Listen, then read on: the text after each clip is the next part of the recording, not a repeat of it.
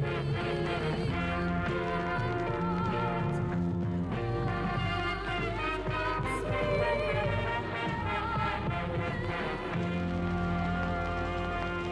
morning, everyone. Welcome back to another episode of the Happy Amblin Retrospective here on the Waffle Press Podcast. I'm your host, Diego Crespo. With me today is my co-host, Matt Garingo. Hey!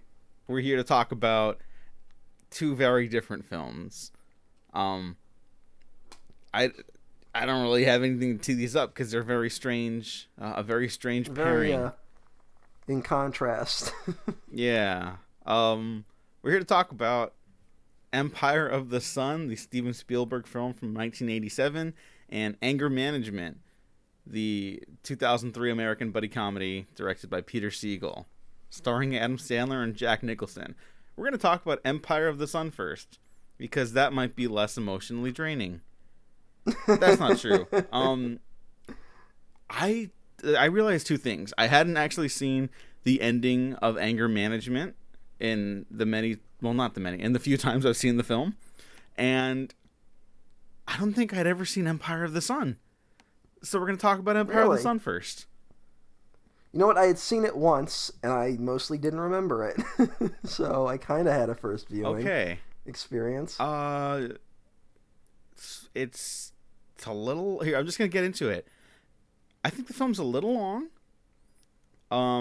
I think at times it might be like Spielberg's attempt at doing like a Kurosawa drama, and not just because of, obviously it's about World War II and the Japanese invasion of China, but in the blocking and the colors and like the compositions with the crowds, I see a lot of like inspiration there.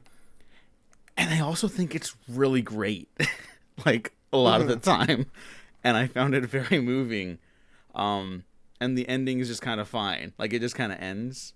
And I didn't feel like a huge like crescendo moment, which is maybe kind of the point. But I don't know. I thought it was pretty dang good.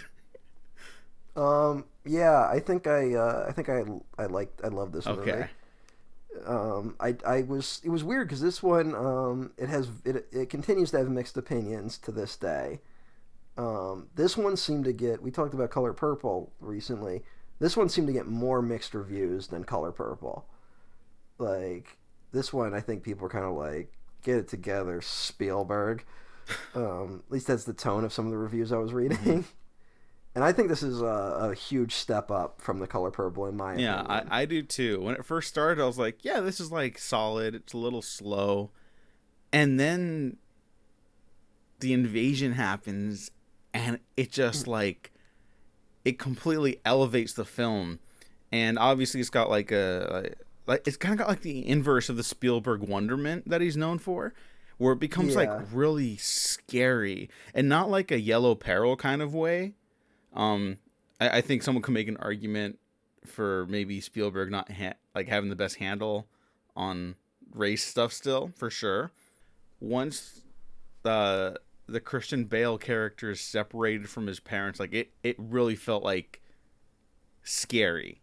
Like it really got the child perspective of being lost in a changing world. And I don't know how anyone could relate to that now, of course, but it I found it very moving. Yes. I actually really liked the beginning of it. I liked the illustration of just like his isolated life, like his really sheltered life, even though he's literally living in Shanghai as World War II is ramping up, you know? And I really liked that element. And I did like that. And then when it shifts gears into like, oh, you're alone in this world. Yeah, I don't know. It really struck a nerve with me. I will say, I think the ending gets a little ham-fisted. You can see what Spielberg's trying to do, and it doesn't totally work. But it works enough for me. And there are parts I could watching it. I could see why people didn't like it, because there is John Williams' music is doing a lot of heavy lifting. Yeah, in this. I have that in my notes too. Where I'm like, sometimes I'm like, no, tone it down. Yeah, you could have pulled back a little bit on the John Williams, even though it's a fantastic score.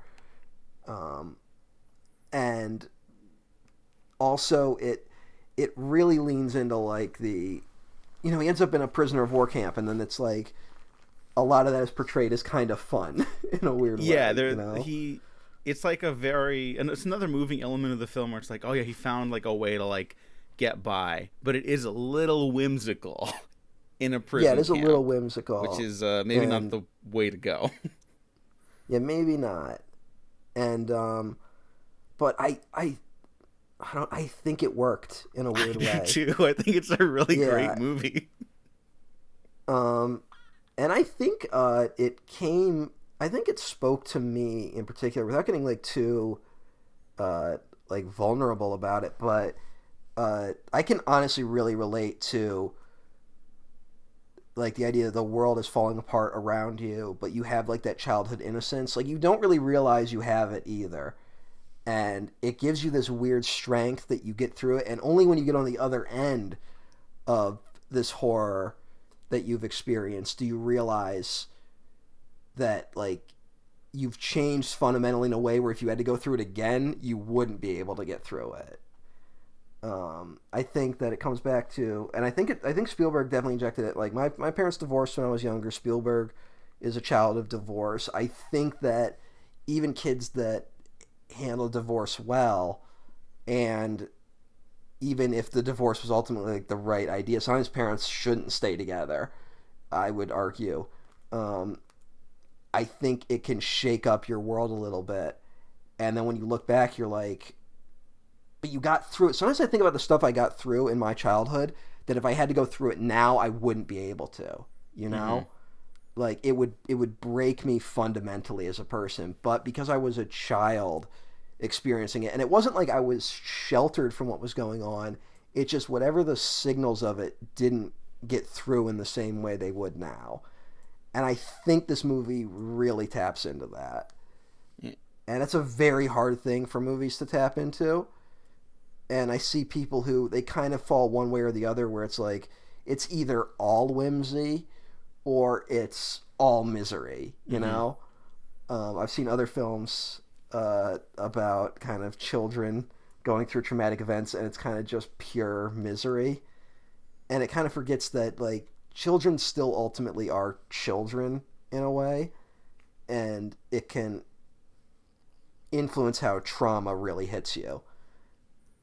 And I don't know, I think this movie cut to that closer than some movies that I feel are just misery porn sometimes. I would completely agree with that. I think the moment the movie really started to work for me, again, during the evacuation attempt sequences early on. And the kid, it's Jamie, right? Jim?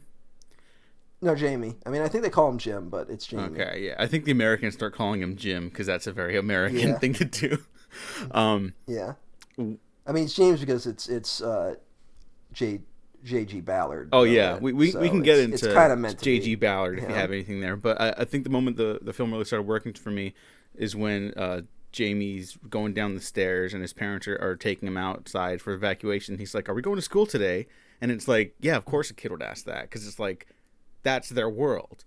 That world is no longer available to them, and it will never be available to them ever again. Even when he goes back to boarding school, if there's a conversation later in the film, we don't see him return to an actual school situation, and he ends up in an orphanage late in the film, but he's never going to have that experience ever again of going back to the school that he knew and understood. Like that is gone forever.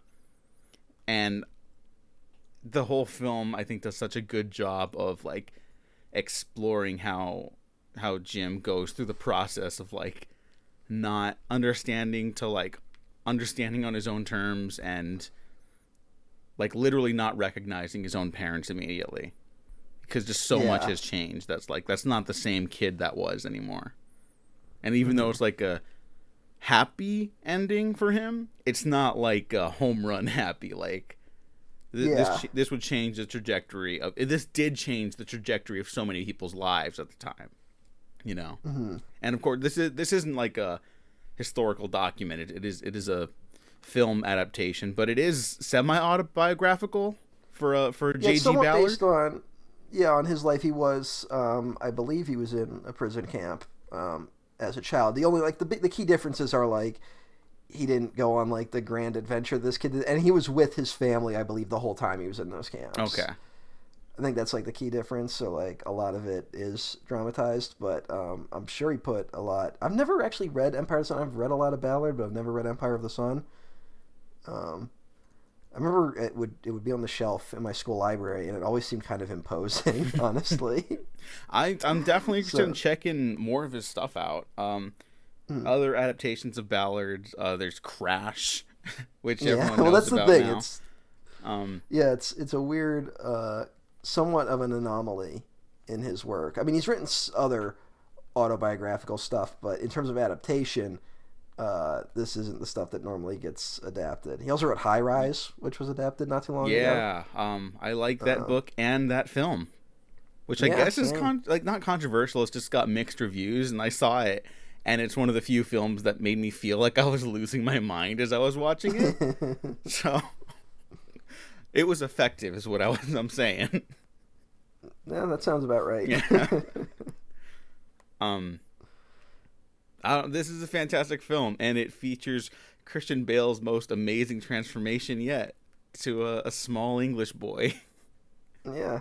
It is shocking kind of seeing him as a child, like, now. It's like, oh, that kid's Batman. Yeah, and like, he's just been a great actor, like, his whole life. Like, yeah. Is this one of the, like... This is one of the greatest child performances ever. I think that's fair to say. Possibly, yeah. He's terrific in it. Is it the best one? Like, it might be. It might be. Like, I mean, especially in terms of, like, that he never really lost it either. Mm-hmm. You know, like, certain guys, like, certain kids give, like, really terrific child performances, and then they kind of don't transition into adult acting very well. But Bale kind of never lost it. So... Yeah. Let's see. Sorry, I don't know where to go with that. No. I mean, it's a very, like, emotionally packed, dense film. And I feel like we could go a lot of different directions, so I'm just gonna start with the cast. John Malkovich is second listed in the film, and he doesn't pop up until, like, almost an hour in. Yeah, he pops. It takes him a while to show up, and he's got a hell of an introduction. Yeah. Him and Joe Pantoliano. Oh yeah, Joey Pants is back. Goes on a monologue about steaks. No, he doesn't. But we'll get to that retrospective. Oh yeah. Fucking Ben Stiller. Yeah, I had that in my notes, and holy fuck, that's Ben Stiller. Which I'm not sure if this was his first film. Like, I think this might have been Ben Stiller's first film as well. Like, I think he might have done some television beforehand. Ben Stiller has the fucking weirdest career. He has a very strange career. He was in something called Hot Pursuit the same year as this. But I get the sense that Hot Pursuit was probably a shorter production. So it's entirely possible he shot Empire of the Sun a full year before Hot Pursuit started filming. Yeah, oh my god. Yeah, the only things he did before are, like, Kate and Alley and Miami Vice. And again, that's... If you're looking at the production stuff, this might be his first movie. Yeah. Whoa. Yeah. What an opening. It's not like we're talking about Ben Stiller because we're surprised he's in it. It's not like he has a lot to do in this movie. It's not really about him at all. He just kind of, like... I heard him in an interview once where he said he fucked up a take. And he was like, oh, hey, can we cut? And, like, it caused problems on set because, like, Spielberg's the only one who says cut. Mm-hmm. Oh, Ben. I just remember hearing that story. I think on, like, Howard Stern or something like that. Oh, Ben. Oh, Ben. You're going to be a director for like 5 minutes. No, he's still a director, technically. Yeah, but no one's watching him anymore. No, he just did a prestige television show, which is how you gauge success nowadays. Yeah, but did anyone watch it? I don't know. I started it. Okay. Look, he did Zoolander and Tropic Thunder. Yeah, but he also did Zoolander too. Yeah, but Zoolander and Tropic Thunder, those are his get-out-of-jail-free cards forever. It's amazing that your movie with blackface is your get-out-of-jail-free card. Probably the wrong choice of words for me. Moving on. Who else is in this film? You know that movie, do you remember that Robert Downey Jr. was nominated for an Oscar for that performance? Yep. So I don't want to hear any shit about fucking liberal Hollywood.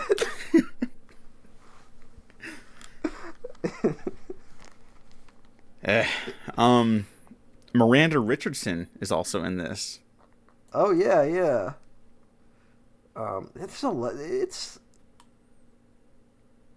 pretty stacked cast. Unfortunately, the other movie might have a more stacked cast. Yeah, we'll get into that, but I wanted to bring up Miranda Richardson because she's also in Sleepy Hollow, so she's a retrospective returnee. Hey. Yeah, and I guess Kristen Bale is too because of Batman, but Yeah. yeah, well, you know. And, I don't know. When are we bringing Ben Stiller back? I'm You want to getting talk off the about Stiller train. Zoolander 2? No, we're gonna talk about heavyweights. A friend of mine Heavyweights. just messaged me recently. Was like, I was listening to the retrospective, so I was like, oh, thank you. And they're like, and you don't understand, heavyweights fucking rules. Heavyweights. Oh yeah, fuck yeah, man. Whoever said that. Heavyweights is great. So I don't know. I guess I do have to watch it at some point. They did a very bad job on the poster for heavyweights. The kid's supposed to be holding something up, but they didn't Photoshop his arm correctly. So it's just hanging there in the air. I also wanted to mention the cinematography, which is fantastic. It's by Alan DeVoe. The same person who did E.T. E.T. and Color Purple. Yeah. And I miss this era where Spielberg would work with the different cinematographers, honestly. And he also worked with Steven Spielberg on Amblin. Oh shit! So like, so they earliest... go back. Wow, Yeah. that's kind of nuts, actually. Mm-hmm. However, this is the last collaboration he has with Steven Spielberg. Hey now. Yeah, his last film that he worked on is the Stephen Sommers Van Helsing, which I love. Says here he worked on the Tigger movie. I never saw that. Is that good? But I thought you needed like a guy. Why do you get a live action guy? Maybe that's just my ignorance. I don't know. Maybe he because sometimes they bring in cinematographers to like help guide the look with the lighting and stuff like that. Yeah, maybe. Like Deakins and his wife work on like a bunch of animated films. They just don't. It's weird. Like, yeah. It is weird that he never works with Spielberg again. I guess that once Spielberg gets Janusz Kaminski, like that's it, you know. Mm-hmm. Well, because he also worked with Dean Cundey on like Jurassic Park. But don't you think, like, not to be that, like, I don't want to get too down, but these Spielberg films are so much more dynamic. Like, I wish that his movies kind of would look different occasionally. Like, they have kind of looked similar to every like since The Lost World, they all kind of have that look. Yeah, like I don't like that. I honestly don't like that Minority Report and War of the Worlds and Munich look so similar. Well, that was big in like we'll definitely talk about that as we get closer to them, but like the bleach bypass look was like a huge thing. It was such a huge trend that even now, if you follow me on any social medias, you know I've gotten into film photography recently. And they have like certain film, or at least a certain film stock available for public consumption for your 35mm cameras that are attempting to replicate the bleach bypass look. Good lord. I am not a fan of it with still photography. Yeah, I can't imagine. But I do like it on some films. Yeah. And it does. I will say Spielberg uses it well occasionally, but it's just like it's weird that they all look like that. Yeah. We'll see how West Side Story looks. We'll get there. Yeah, that's hey. And sure the Fabelmans, which we'll get to eventually, because Kaminski is also. I mean, Kaminski and Spielberg work together all the time. But Fabelmans, for those that don't know, also shot around the area I grew up in, and frequently still find myself wandering. And I always thought, man, it would be great to make a coming of age story film here. Well, too fucking late. No, I'm like, never mind. Like, you're not going to be that. Thank you got God the guy. I grew up in Syracuse, New York, a city no one wants to film.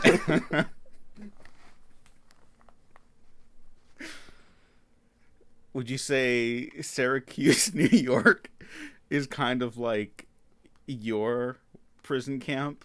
I mean, to be honest, I was drawing comparisons between this film and my childhood. Oh my god. So, I will say, not to get too, but like, an incredibly weird thing about my childhood was that, like, when my parents divorced, I suddenly ended up, like, with joint custody. I ended up, sometimes I would be with my father, sometimes I would be with my mom. And my dad lived in, almost a parody of the suburbs type area. I lived in a cul-de-sac. It's, like the definition of sheltered, Mm-hmm. Like, we didn't lock our doors. Neighbors would just walk into your house. And shit like that. And then my mother moved into an apartment complex that was like in one of the worst parts of the city, and I was like constantly being shuttled back and forth between those two areas, and it had an influence. And it's weird. It gives you a weird perspective as a kid. I didn't have anything constant like this, of course, and I don't want to draw direct comparisons, but I totally got what the movie was going for watching it. Mm-hmm. And I don't want to use that as like a shield, being like, and that's why you can't criticize this movie because it's my thing. Like, no, I'm not saying that, but I think other people who know what I'm talking about will get it a little more. Yeah, I think maybe that's why we both like Steven Spielberg, because we're both children of divorce. That's the only reason. That's possibly it. Yeah. I mean, there's a lot of fucking kids with divorce out there. Yeah. And I liked your comment about how, like, no, sometimes that is the right thing to do. Yeah, no. Like, in my parents' case, it was 100% the correct thing to do. Oh, yeah. No, completely same. Completely. Yeah. And, just, this is not related to the film, but there's, like, I guess, the studies and the polls show that, like, divorce rates are higher than ever right now. And it's like, maybe people are realizing that they don't have to get married. Yeah. Like, you don't have to just be with one person your whole life. And it's probably better, if that's the route you go, to not be with an individual who's going to make you unhappy. Well, I mean, why do you think they crack down on reproductive rights so much? Yeah. It's because it's moral panic over the decline of the family. Did you ever, like, consider Satanic Panic making, like, getting its own reboot in a way? Like, because that's a big thing right now. I mean, yeah, but the thing is, it kind of never went away. It just took on different forms. Maybe that's it, because like this is stupid stuff on the, like, I see on Twitter, like, might annoy me once in a while, but nothing really makes me angry anymore. Mm-hmm. Like mid 2010s Twitter, you know what I mean? Yeah. And I definitely backed off tweeting about political stuff, because everyone knows where I stand at this point in regards to certain things, and that's what this podcast is for. But yeah. I saw someone tweet out, like, oh, you're all getting hooked on a show where contestants are killing each other for money. That's the big thing. Wow, that's how far, like, we've fallen from the light of God or something like that. And I was like, yeah. Whoa. Well, I mean, not to get too, like, doom and gloom about it, but, like, as this country continues to decline, which is just what's going to happen, we're going to see more of that. Mm-hmm. Because people are going to be like, well, where did it go wrong? And that's going to be like, well, it was when we lost the moral center, which is what happens in every declining empire. And so we're gonna go through a weird moral panic. I mean, we already are going through it. It's going to get worse. Because it's going to be unstable for the next decade at the very least. And people are going to, we as much as, like, some of us try to, like, act like we're rebels and shit like that, or people act like they're open-minded and are open to change, people really aren't. Mm-hmm. And they definitely aren't open to instability. And tradition is a very calming thing in times of instability. But what usually happens is people go from finding solace in their own traditions to then thinking traditions should be mandated. Because, you can find some comfort in your traditions, but it can't solve anything.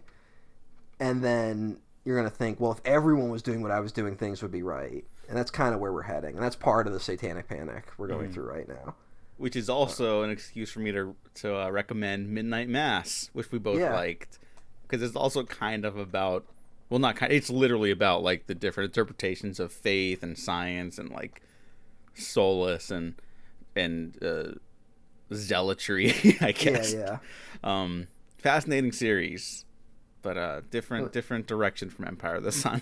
But I think Satanic Panic took on different forms where it was like, because in the early 2000s it was 100% that, like, Islam was Satanism, Mm-hmm. like people like the really religious nuts in this country were like, no, we're fighting a holy war now. Yeah. And George Bush entirely leaned into that. Yeah. Not sure if he really believed it, but he definitely believed it would win him votes, and it did.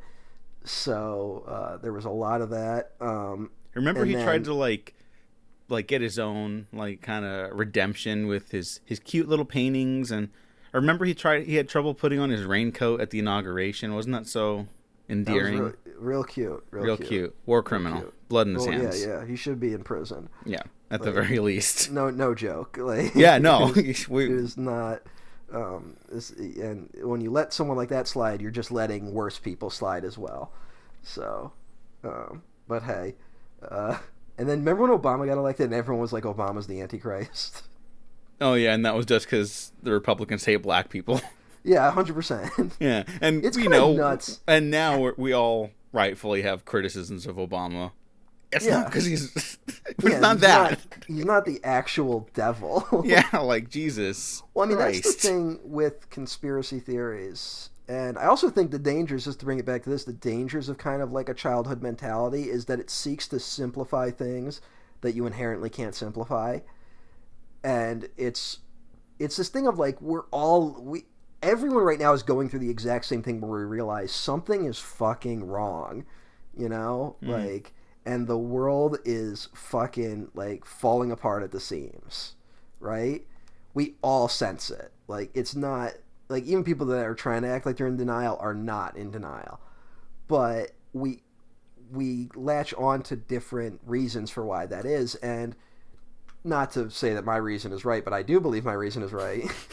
And it's a very, it's a series of complicated problems inherent to society right now, and it would take a long time to explain why we're in a situation right now. And it's much easier to just say, no, there's one bad, evil force out there in the universe that's causing all this. It's literal Satan, which is what QAnon believes. Like, they believe all this shit is being orchestrated by the literal Satan, and that Trump was sent by God to save the world. Yeah, good thing we're not doing a Mel Gibson retrospective, because then we'd have to talk about Jim Caviezel. Hey now. Who is, I guess, now an active member of QAnon. Oh, well, there you go. Which, I mean, we all saw coming, but... I honestly didn't, because I haven't been paying attention to Tim Caviezel in forever. Probably the best move. What was the last thing he did of note?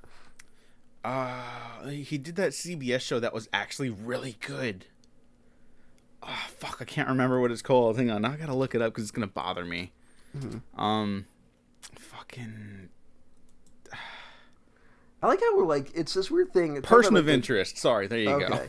But to talk about the weird George W. Bush redemption arc that this country is given, it's weird that like Mel Gibson has also received one of those. And we're also in this deep panic about like cancel culture and stuff like that. And the way I see it, like, if Mel Gibson can come back, cancel culture is not really a thing. At least if you're a rich celebrity. Mm-hmm. And it's like, hey, does anyone want to ask Mel Gibson what he thinks right now? Like, Mel Gibson has just been very smart at not admitting that he believes fucked up things right now. Mm-hmm. And I think if Mel Gibson had maybe like disappeared for a few years and come back and been like, look, I believed really fucked up things about the Jews because my father was a virulent anti-Semite. And yeah, wasn't his father, sorry to interrupt, but like, wasn't his father like a member of like the American Nazi Party or something? He was some Aryan group, and he was also like a Holocaust like, it's not an denier. exaggeration. It's like a real thing. So it's like, it makes sense that Mel Gibson would believe those things if you grew up under that roof, Mm-hmm. But people are like, can't we forgive Mel Gibson already? And I'm like, look, I'd be open to forgiving him, but he has to explain what he believed, why he believed it, and why he doesn't believe it anymore. You can't just go on TV and say, no, I like the Jews. It's like, dude, where did that come from? You know what I'm saying? Yeah. Like, where you don't just say that. Yeah. And like, if he did like just straight up say that, like today, as we were recording on national television, be like, okay, you got there.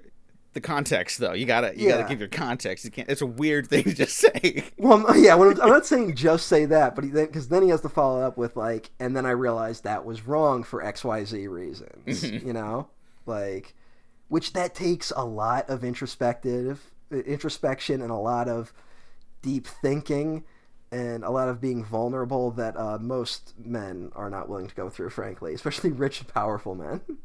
Yeah.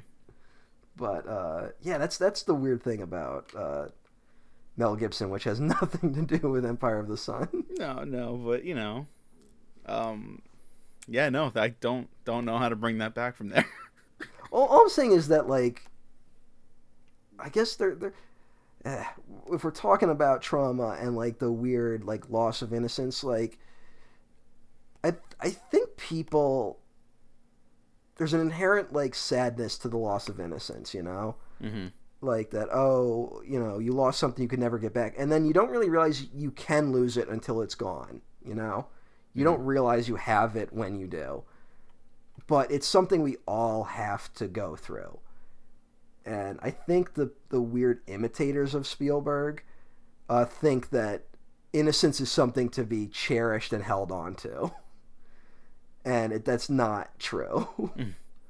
That like, no, you need to grow up at some point and you need to see the world as it is. And now that's not saying you need to be like a cynical bastard, you know. It's not like a binary thing. You don't need to swing totally the opposite other way, but you have to understand the adult truths of the world, which is that it's a very complicated place. And I think an obsession with innocence leads to problems that we see in the world right now. Mm-hmm. Might be why they're doing the third Ghostbusters reboot attempts. Yes. And I mean that's a leap from like genuine like war atrocities. Yeah. It's obviously not comparable. But I think there's something. This will be a profound thing to investigate in a few years. Like what, because a lot of people are being forced to grow up really quickly. You know. That have had to live through the Trump years and then the pandemic, right? Mm-hmm. And then the fallout of all of that. And what is that doing to a generation? And are they going to come out of it like really like desperately trying to get back to that innocence that you can't ever get back to? Or are they going to... And we have a society that encourages us to find that innocence again, and which is also bad. And are we going to have a generation that is entirely emotionally stunted in that way? I mean, the same could be said about segments of the Millennial Generation. Oh, completely. And so maybe it's just going to be one of those things where it's like, in conclusion, each generation is a world of contrasts. But I think that there is, because we downplay, but the Millennial Generation did go through a huge time of instability, you know? Mm-hmm. Like we had 9/11, we had the Iraq War, we had the Bush administration, we had the Obama years, we had the Tea Party. We saw all the problems coming and saw no one try to stop it, you know? Mm-hmm. And by the time we all had enough power, it was a little too late. So there's that trauma too. And then you meet millennials who are like, very cynical about the world, and then you meet those that are kind of like they want this soft and gentler world that just doesn't exist. And you know, it'll be interesting to see what this pandemic does to the upcoming generation. And if culture, and I mean, the Marvel films are making less money, but they aren't doing like terribly, and they still kind of have some sort of foothold, and that is entirely a call of innocence, you know. Mm-hmm. That you know, there's a reason why the MCU took off during the Obama years, because it was this weird reaffirming, like, no, but America's actually all right. We can do the right thing, and the heroes will show up at the end of the day, and that's not true. I've been hyping up the Team Deacons podcast a lot lately, obviously, because it's like the fucking best. Besides this one, of course, but I just remember, I don't remember what episode, but I remember Roger Deakins talking about like why he's not particularly a fan of these movies coming out right now, because he's like, you know, there's plenty of problems in the world already, and I'm like, well, where are they? Where are the superheroes? Mm-hmm. You know, and it's like, it's not that there aren't heroes out there, it's just that like if you put too much of your own faith into these symbols, like symbols don't mean anything. Yeah. People give them power, and they can also take away that power. And like, I don't know, I'm pretty sure Roger Deakins is a socialist, which I love. But, that's good to know. Yeah. But this also might explain why I like the Eternals so much. Oh yeah, you had to get that in there, huh? Yeah, I got to get it in there. All right, I respect that. That is a movie about like how much should heroes do in the world, and it deals with that in a way that feels like it's commenting more on our current reality than any other superhero film, frankly. Well, here, not to keep going off Empire of the Sun, I think we should wrap up on this a little bit. Cause you know what? David Lean was going to direct this initially? Whoa. Yeah. And David Lean and Spielberg have this weird relationship where I believe David Lean was going to do it. Tom Stoppard wrote the script, and David Lean worked on it for a little bit, and then kind of Spielberg was coming on as a producer, and then Lean kind of handed it off to Spielberg, being like, "This is more your cup of tea." And I believe Spielberg had it rewritten like with uncredited writers.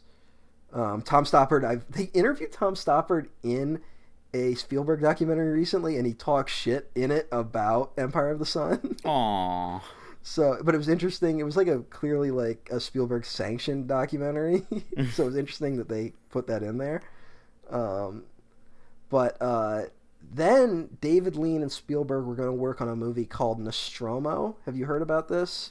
No, I just want to say really quick though, that's also something that shows the different ways we approach like retrospective in history. Look at film documentaries like making ofs just like 10 to 15 years ago, and look at them now. Yeah. They're very different.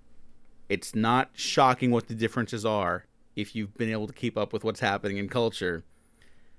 But they're very different. That's all. Sorry, continue. But they were gonna do an adaptation of Nostromo, which is a Joseph Conrad novel. Lean was gonna direct, and Spielberg was gonna produce. And I guess they had like a lot of conflict on that. Is the story that like Spielberg, even though he was a producer, kept kind of like butting his head in and kind of he was almost treating it like he was directing it. And David Lean, I think, was kind of resentful of that. Mm. And I think David Lean eventually just kind of like backed out of it because he was getting older, and I think his health was declining. And he passed away in like 91. So. Oh, R.I.P. But it was this weird time of them like working together. And you brought up Kurosawa, but there's definitely a big David Lean influence on this film. Like, to me, this is Spielberg's kind of riff on a David Lean epic. And I think that's what I liked about it so much, because I don't think David Lean could have made this movie, but Spielberg also couldn't have made Lawrence of Arabia. Yeah, I was going to list off some stuff for people that don't know, maybe for the viewers that if you don't know who David Lean is, you should be ashamed of yourself. No, I mean, like, you know, just do a quick research on film history, watch basically everything David Lean did, and you're good. Yeah. Watch specifically Bridge on the River Kwai and Lawrence of Arabia. Not Dr. Zhivago? Dr. Zhivago's fine. Oh, we'll talk about this off mic later. No, what? Give me your point. I want to hear. No, it's a good movie. That's really it. I just think it's a good movie. Okay, I think that if I was going to bat for two David Leans, it would be Bridge on the River Kwai and Lawrence of Arabia. Oh, fuck that. Go to bat for 3. What are you doing? No one's making I don't know. You choose. I also like Brief Encounter. Like, okay. Great Expectations. Like, I would put those above Dr. Zhivago. Okay. And I thought we're recommending, like, if you don't know who David Lean is for some goddamn reason. I thought we were recommending the movies to start with. I mean, just Lawrence of Arabia. If you want, probably shouldn't start with Lawrence of Arabia. I don't know. That movie seems to keep fucking winning people. Like, every once in a while, you kind of have to, like, if someone's really getting into, like, film history and, like, classic Hollywood stuff for the first time, there's a couple that, like, you don't really need to tee up, and I'm finding that Lawrence of Arabia is not one you need to tee up either. I think it's just, like, an old, solid Hollywood epic that still fucking great. Rocks. Which reminds me, I have to order it on Blu-ray because I was going to watch it the other day, and I have 2 DVD copies, and they both look terrible. Oh, no. So, you know what? I don't own it. I know, it's one of those ones where, like, you're like, man, I fucking love Lawrence of Arabia. Let's go watch it. And you're like, oh, I don't have a copy of it. Like, you know, I guess I gotta... Or you just said they have a 4K now? Do they finally? Oh no, I don't know. I thought. Oh no, I you need just a saw- Blu-ray. That's what you said. Sorry. I just saw Blu-ray. I think Bridge on the River Kwai is a 4K, Okay. which I might also get because that movie fucking rules. Empire of the Sun should have a 4K, and this is how I'm going to use this to wind it down on our Spielberg, Empire of the they Sun need to- retrospective. I think Spielberg kind of like it felt like Spielberg was phoning it in during the Blu-ray years. Like, it used to be a big deal every time a Spielberg film made it to DVD, and then like Blu-ray was kind of just like, eh. I really wish, like maybe he would find some time to settle down and just do 4K versions of all his movies. Yeah, and I know that is also time consuming because if you want to like give your input into like the DI process and stuff like that, like, and I'm sure Spielberg doesn't want to talk about fucking Raiders of the Lost Ark again. yeah, Like, which is totally understandable. but the Raiders of the Lost Ark Blu-ray kind of looks bad. Like, It's kind of like the Predator when that first Yeah. came out. You know, that Blu-ray, it made everyone look like plastic.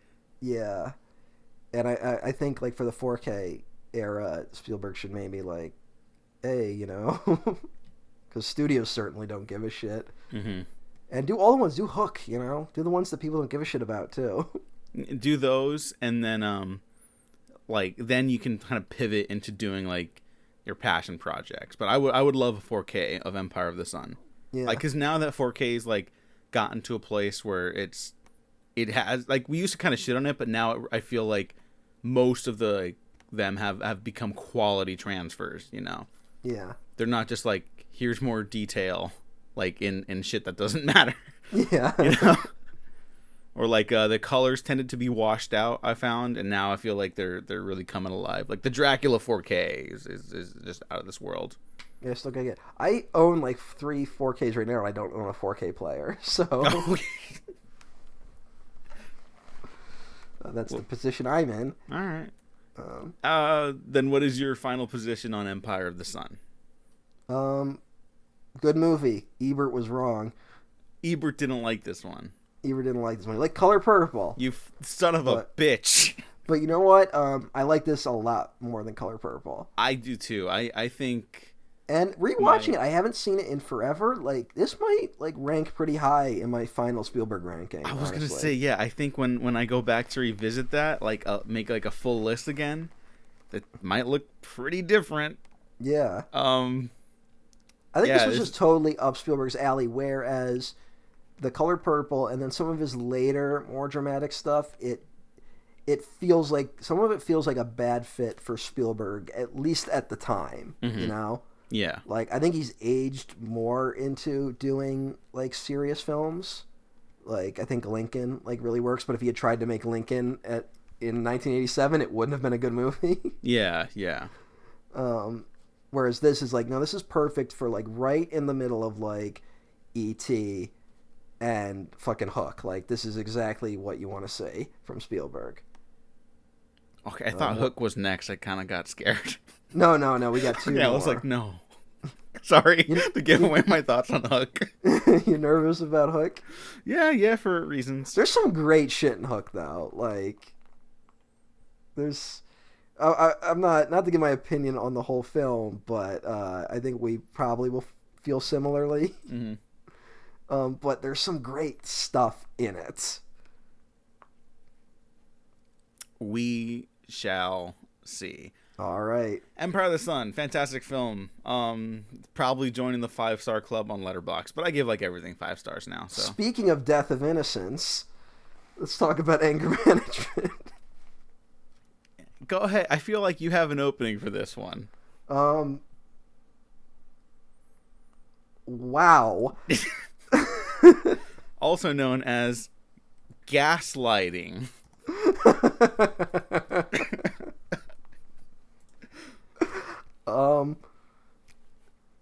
What a picture. The team up we've all been waiting for.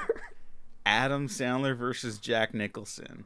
Now that if you watch this movie for the first time and you just hear me describe it as Adam Sandler versus Jack Nicholson, that might sound strange to describe a relationship between someone and their therapist.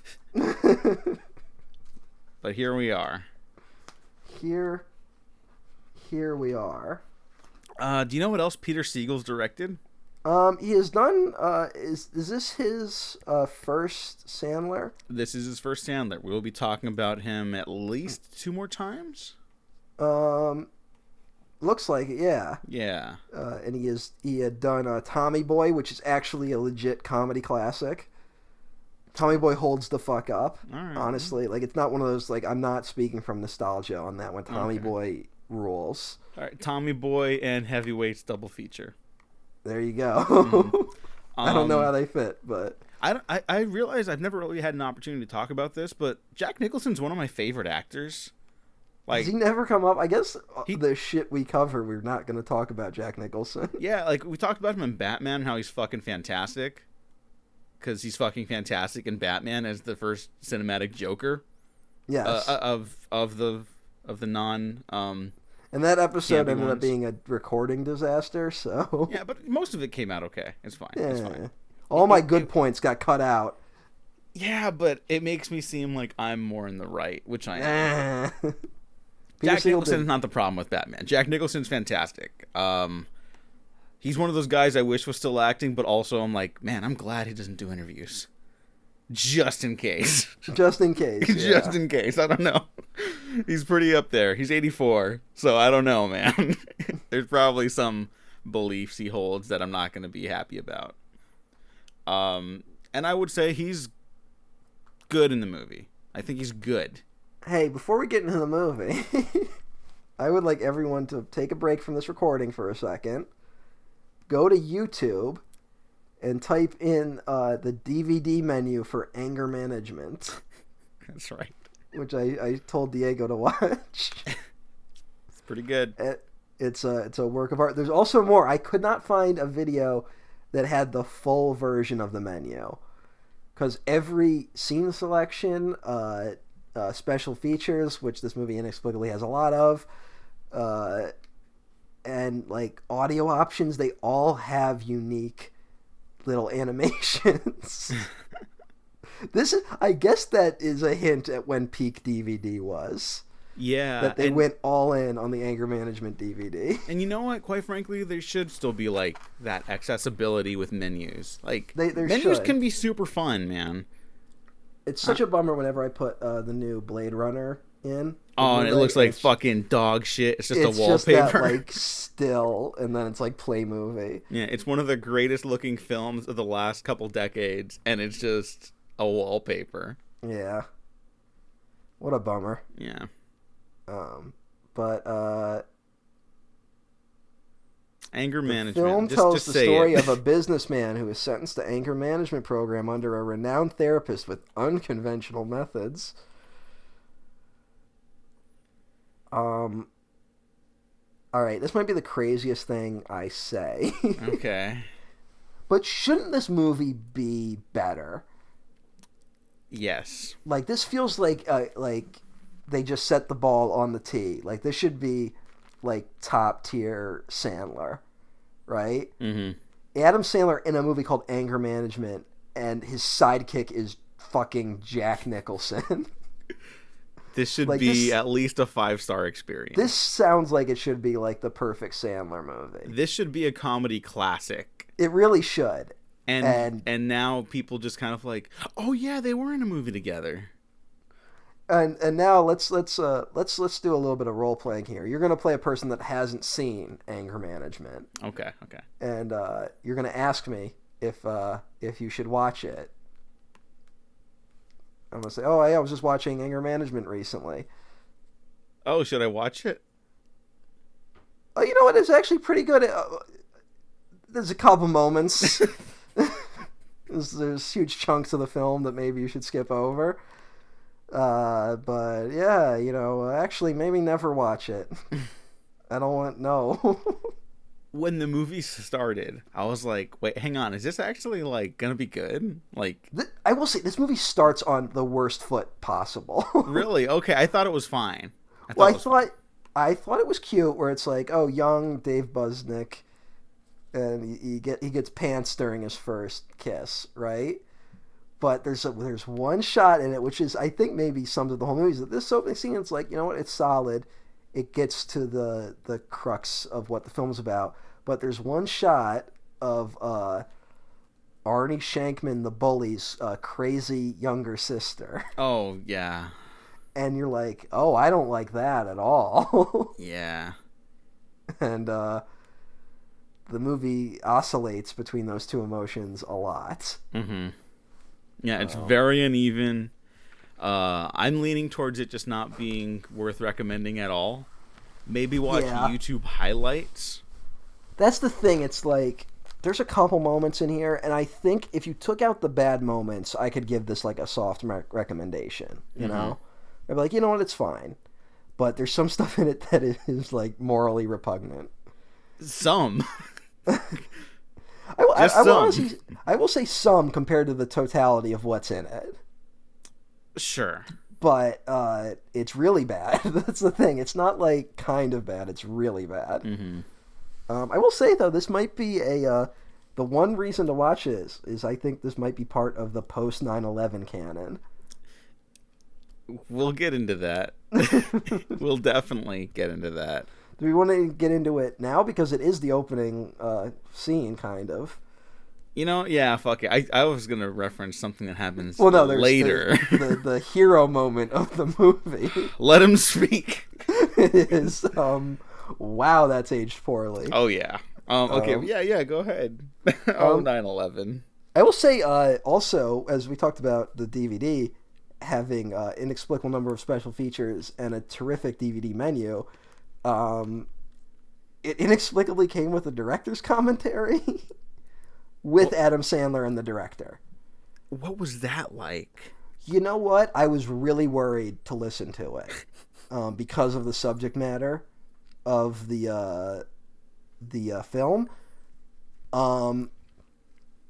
You honestly get the sense that when the stuff that is kind of morally repugnant comes up, you kind of get the sense that it is not done from a hateful place, just more of an ignorant place, which is a little reassuring.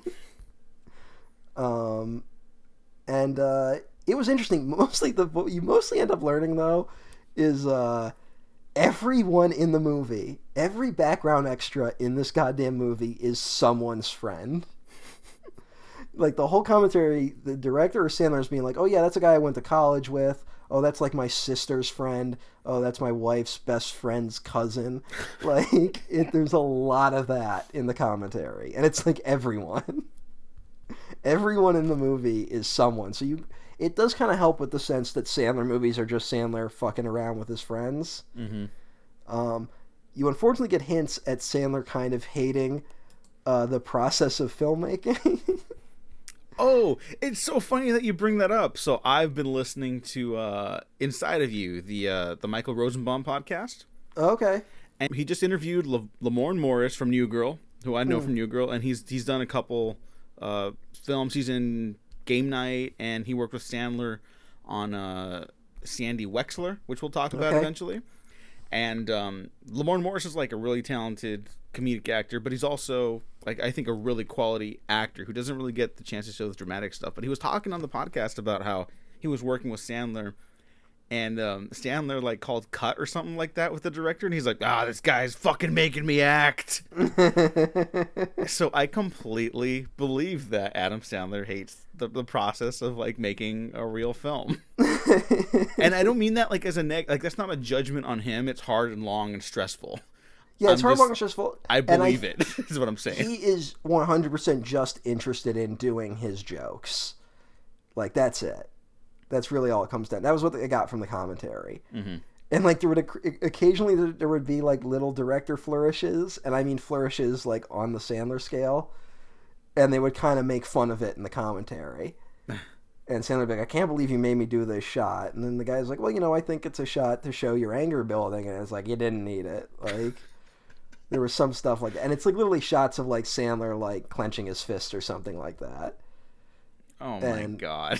There's, like, one montage in the movie, and Sandler was like, you were driving me nuts making me crack this egg. And I was like, yeah, but he's like, and the director is saying, like, very basic stuff. It's like, look, so much of this movie took place in this apartment. Like, I felt it would get a little claustrophobic, so I wanted to mix it up with kind of like a fun montage scene.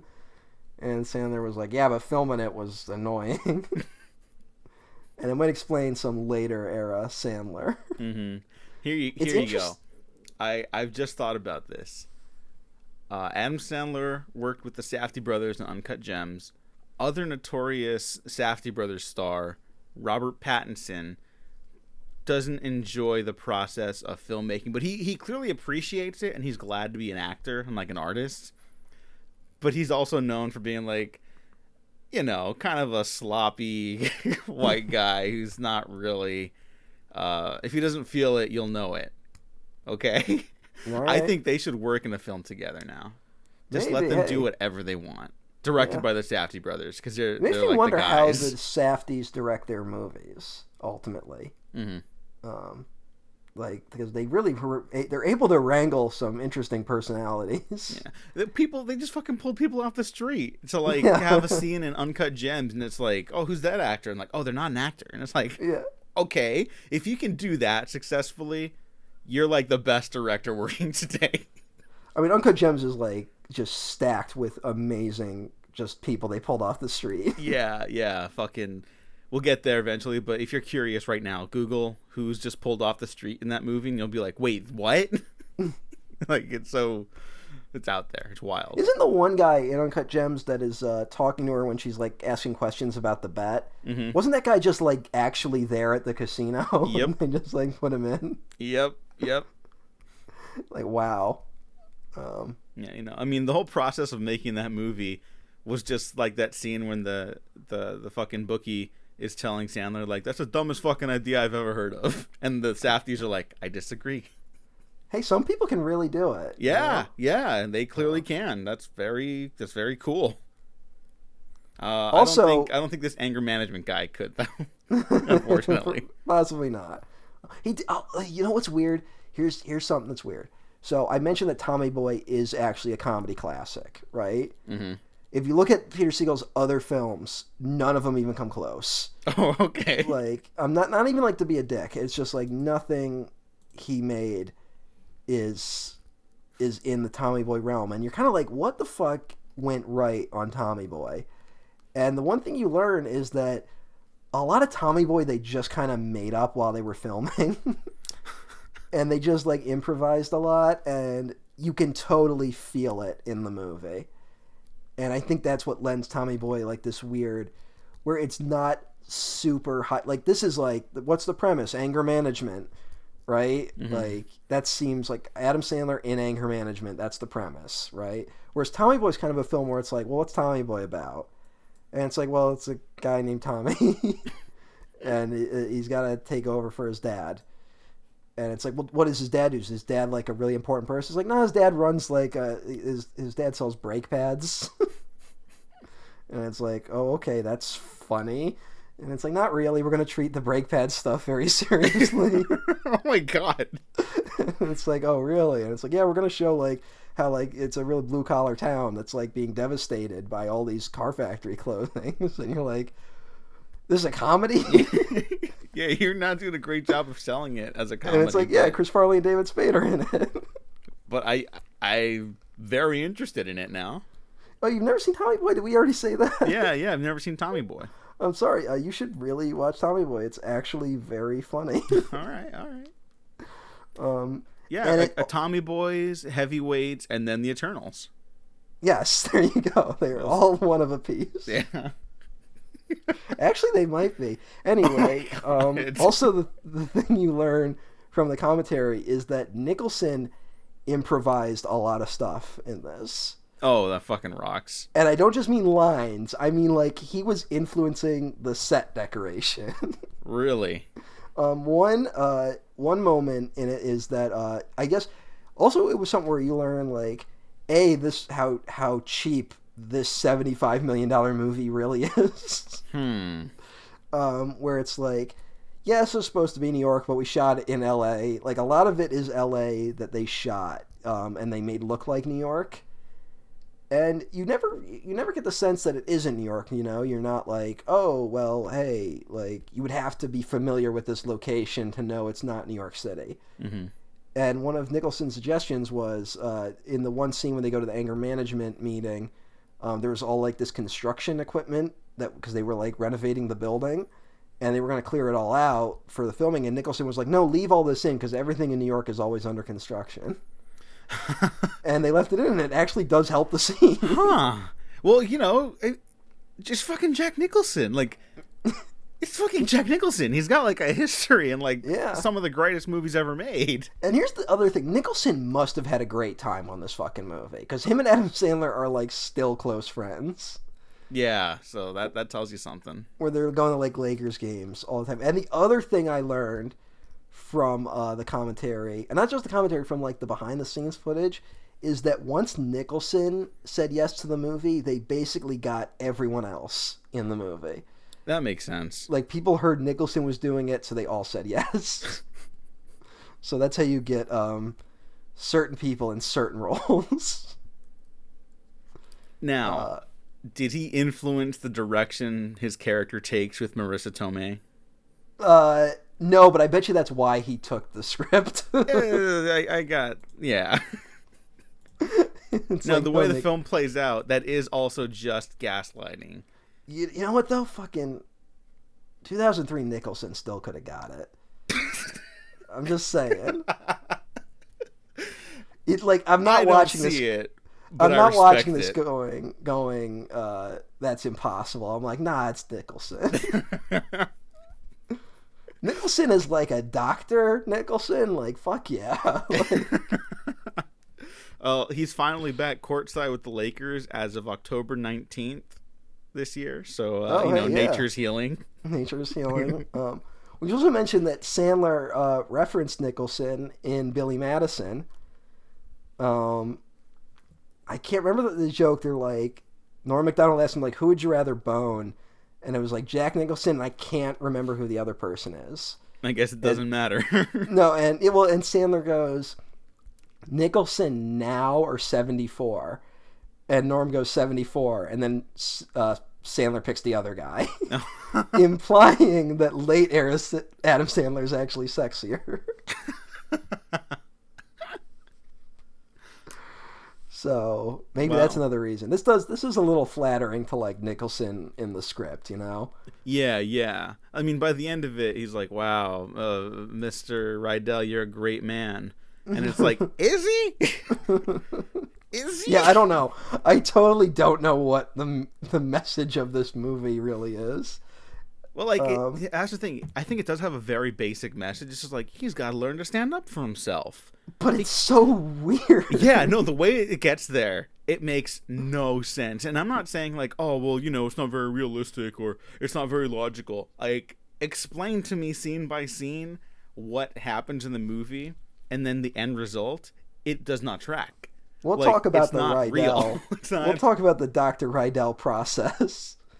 I don't understand the process.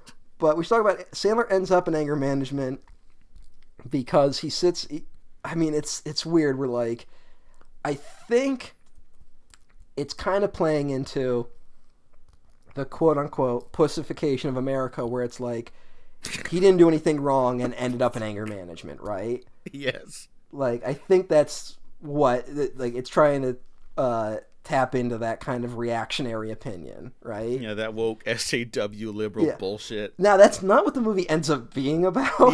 Yeah.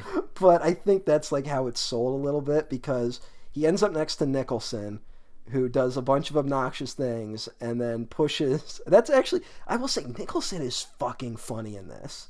Like, that's where I want to sell this movie to people. Mm-hmm. Where it's like, with the bad stuff, it's like, but Nicholson, his delivery and his, like, just him laughing watching a shitty comedy is like hysterical. Yeah. Where he's like, he's dying watching Horatio Sands fall over in that comedy. Oh yeah, everyone's favorite Horatio Sands. Yeah, if we had recorded this earlier, I'd be talking about how underrated Horatio Sands is as a comedic talent. And now I will not be saying those things. Now you are demanding him to go to prison. Yes, basically. Which you are right to do. Oh, how unfortunate.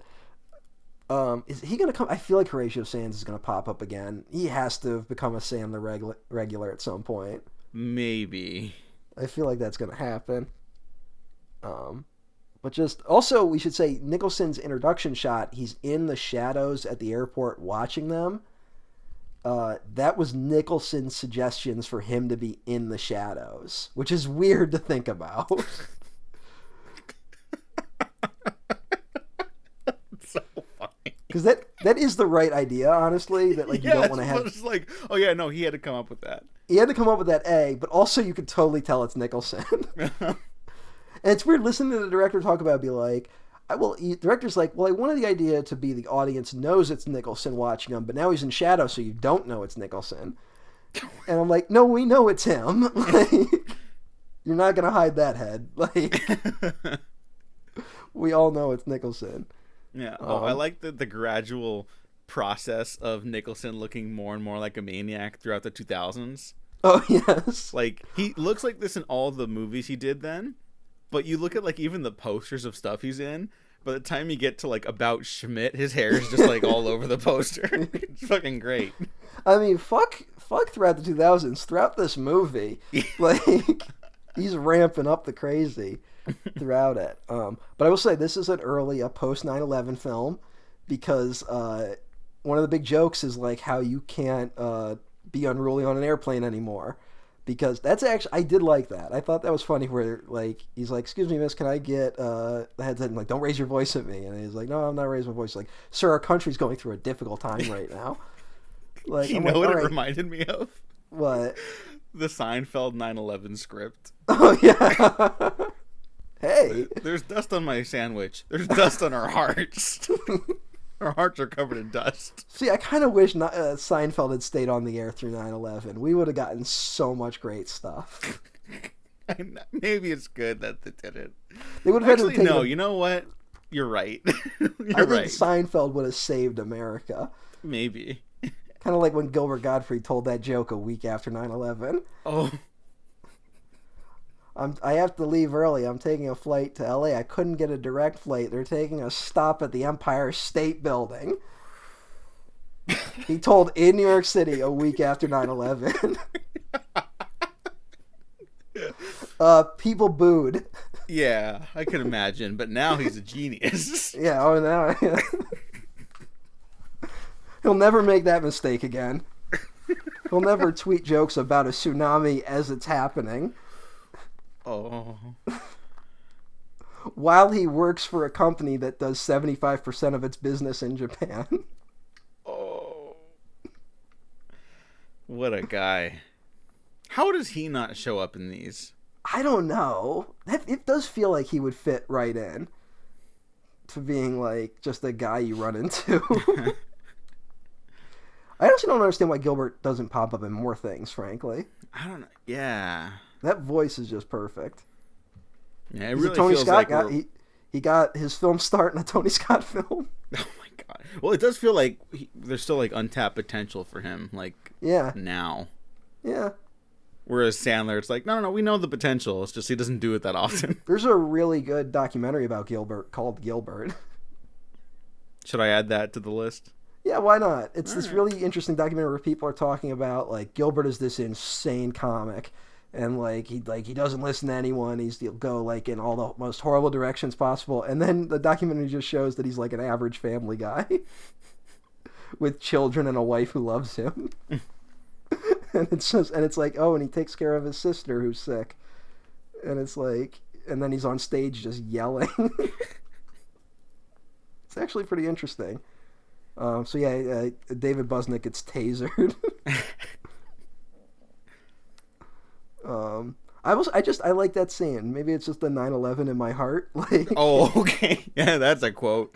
There's a quote. No, I think the scene's fine. Yeah, I mean, I that's the stuff I liked from the opening the most. It felt like one of the first times this country could joke about 9/11.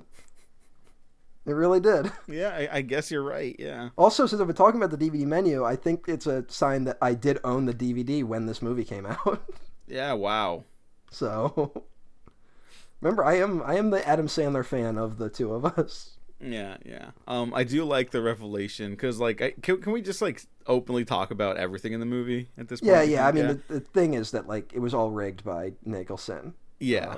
And get then him to stand up for himself. And so when Adam Sandler's like, this guy, that girl, they were all in on it. Oh yeah. And Marissa Tomei's explaining like, they're all friends. And they're like, what with the flight attendant? No, he just had a bad day. Yeah, the sky marshal. No, he was just having a bad day. Yeah. And then of course there's the cheap joke like, he's sitting between two heavy people.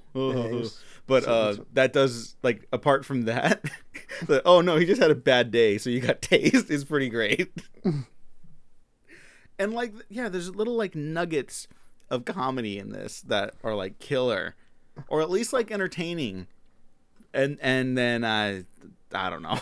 It's a long movie. Yeah, it's long. That's the thing. It's one of the longer Sandler films. Yeah, and it's only 106 minutes. It feels longer. And there's a shit ton of deleted scenes on the DVD. Fucking hell, dude. So they shot really? like a 2-hour movie. Oh my god. So this is the short version. Jesus Christ. Okay, so we talked about Adam Sandler, Marissa Tomei, Jack Nicholson. Actually, no, we didn't talk about Marissa Tomei. I just brought her up. She's great. She's great in this. Marissa Tomei's great in everything, and I hate that we acted like her winning an Oscar was like bad. She totally deserved that Oscar. Yeah, go fuck yourselves, everyone. She's so good in My Cousin Vinny. Yeah, and she still is great in like a lot of things, and she's been very open about being upset that she doesn't get as exciting roles. She should fucking get more to do in the goddamn Spider-Man movies. Yeah, well, no, she's hot Aunt May, which is true. But that's nothing. If you want to do hot Aunt May, fine, but like give Aunt May something. Aunt May had more to do in Spider-Man 2, goddammit. She had more to do in Spider-Man 3. Yeah. The movie where it's very notable that they didn't know what to do with her. A movie I enjoy, by the way. Goddamn, that's why fucking these new Spider-Man movies suck. Is how fun is it to watch Spider-Man like rescue Aunt May in Spider-Man 2? Yeah. Like, that's the best shit ever. And it's like, no, we're not going to do that ever again. No. It's rescuing people fun now. In fact, we're going to end Far From Home with a joke about how actually swinging around with Spider-Man wouldn't be romantic or fun.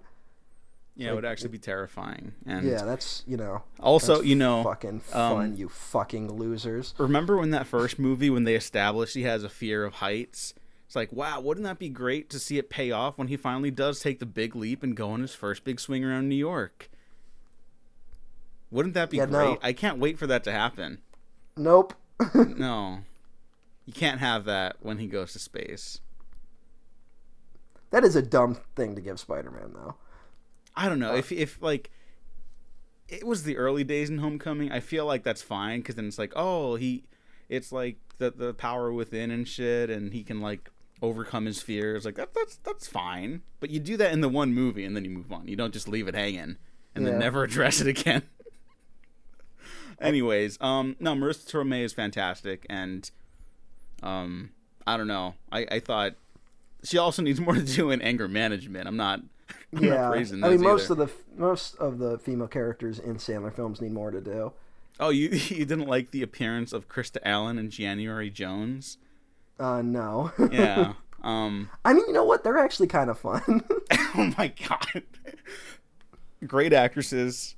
Not a fan of how they talk like they're in a porno. I get they're supposed to be in the adult entertainment industry. Yeah. But that's not what the people are like. Yeah, it's like they're real. God. They're real human beings when they're not there.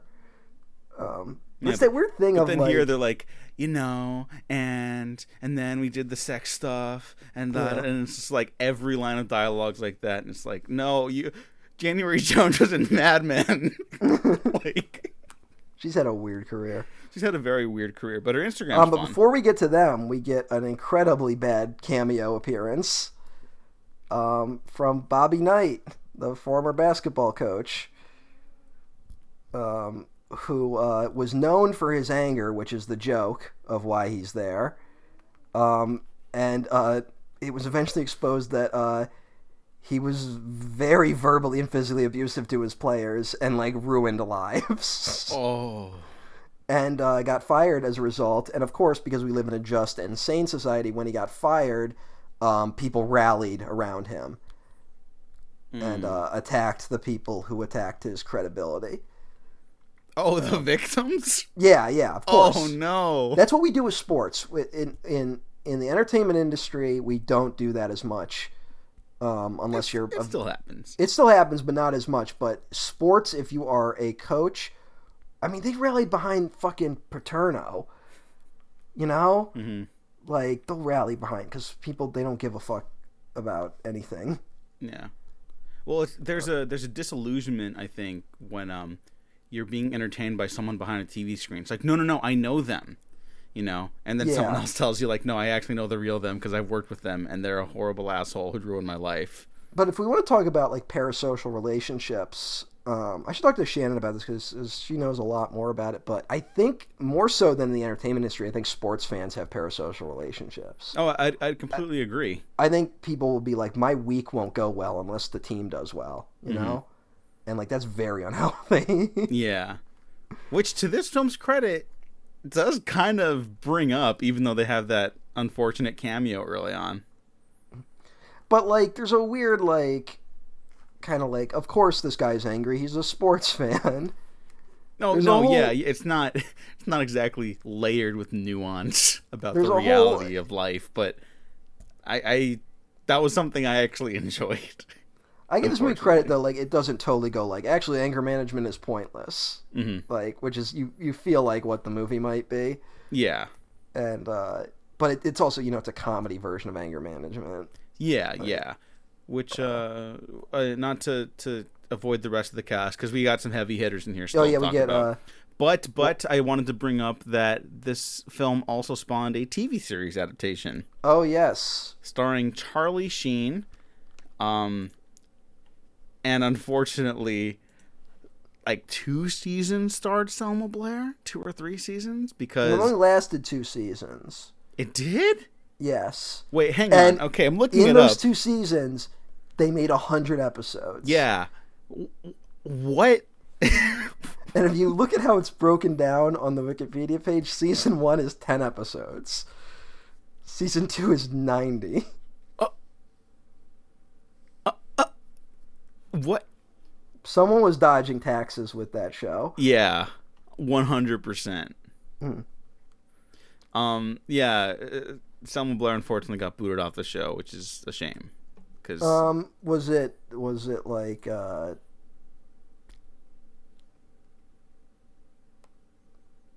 what was the reasoning? Charlie Sheen told producers that he would refuse to work if Selma Blair came to work because she was the most vocal about his work ethic. And he threatened to quit if they didn't fire her because he's the lead that she did. And a new female role was created to fill the void. Well, it'd be terrible if she got diagnosed with MS afterwards. That would make you look like a real asshole. Yeah. Anyways, justice for Selma Blair. It's weird that Charlie Sheen is like a horrible asshole and like also was like having a public mental breakdown and it was like a joke.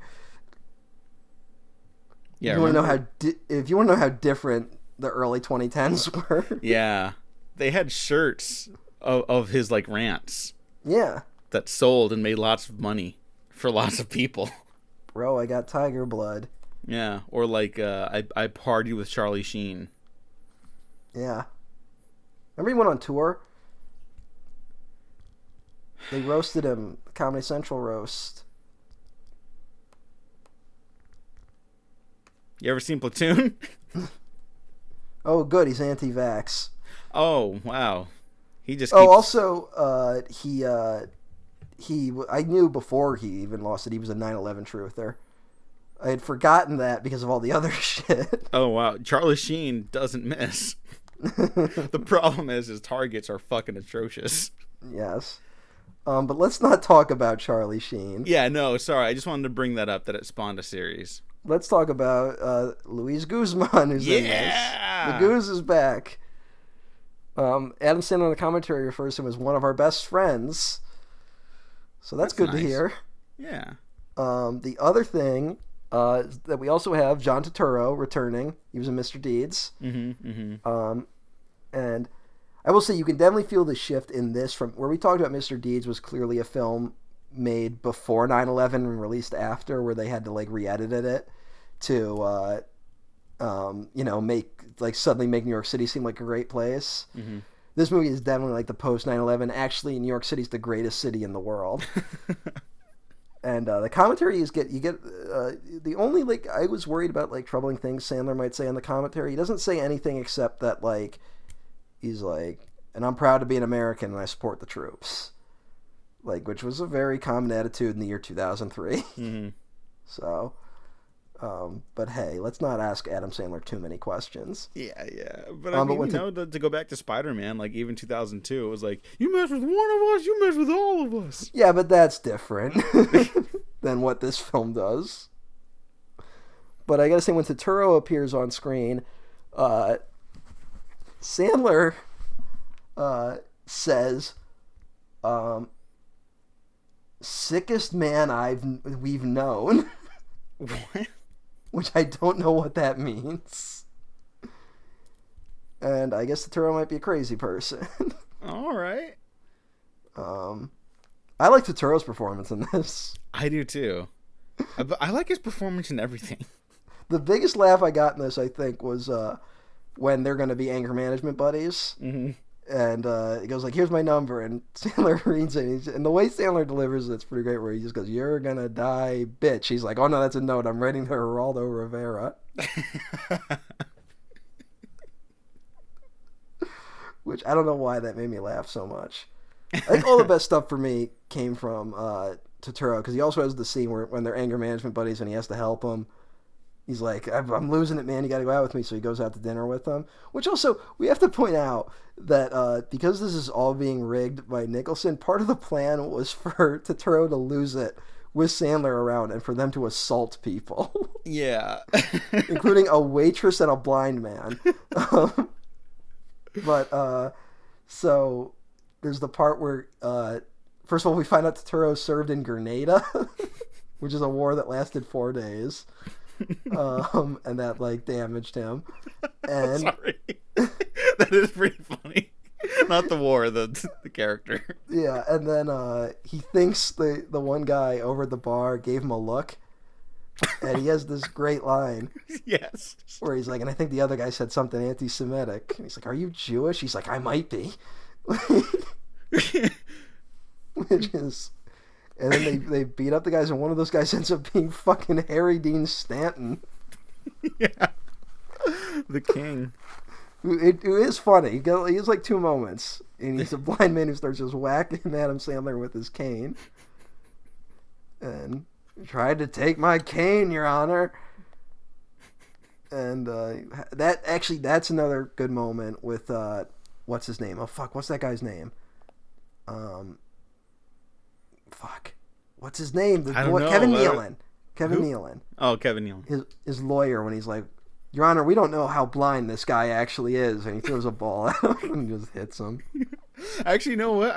I liked him as his lawyer, Kevin Nealon. Like even early on, and he's like, "Oh no, it looks good." It's like your sentence, and he's like, "Oh." He just gives that little like, "Nope." Nealon's genuinely pretty funny in like most of these movies when he pops up. Yeah. I never really had a film career like apart from these, but yeah, no, he's funny. He's a funny guy. That goes a long way in these movies. Also returning, we got Alan Covert, another Sandler regular. Oh yeah. Who has a massive penis, and that's his whole character trait. Yeah. You know what though? Like, if this is a movie about penis envy, like that's fine. It's about male insecurity. That makes sense. Yeah. And like those elements are there, but like in classic Sandler movie fashion, they're just there, or to be the butt of the joke, and then his character is a weird creep. It is a bit weird though that like the movie's kind of being like, well, your girlfriend can't have any male friends. Yeah. Like, which is a little weird. Yeah. And again, that stems from male insecurity, but it's also like the film sees that as like a negative. Yeah. You know, well, like it's weird, like that aspect, like she can't have guys around her that aren't him. It's also weird, like male insecurity, but also like they're also kind of right. Like Alan Covert is totally trying to get with her. You know? Yeah. So I mean, the film is like filled with mixed messages. and then it keeps going, to say the least. Yeah. Also, Woody Harrelson pops up. Woody Harrelson pops up. Before we get to Woody Harrelson, I have to say, in the commentary, I learned a very fun fact, which is that Alan Covert in real life, I guess, has a big penis. Oh, okay. Thanks for that information, Sandler. I would honestly recommend listening to the commentary. It was kind of interesting. Oh, all right. I guess if it's not insightful to the film, it's insightful to Sandler. Yeah, I don't know. Oh, okay. It's interesting. All right.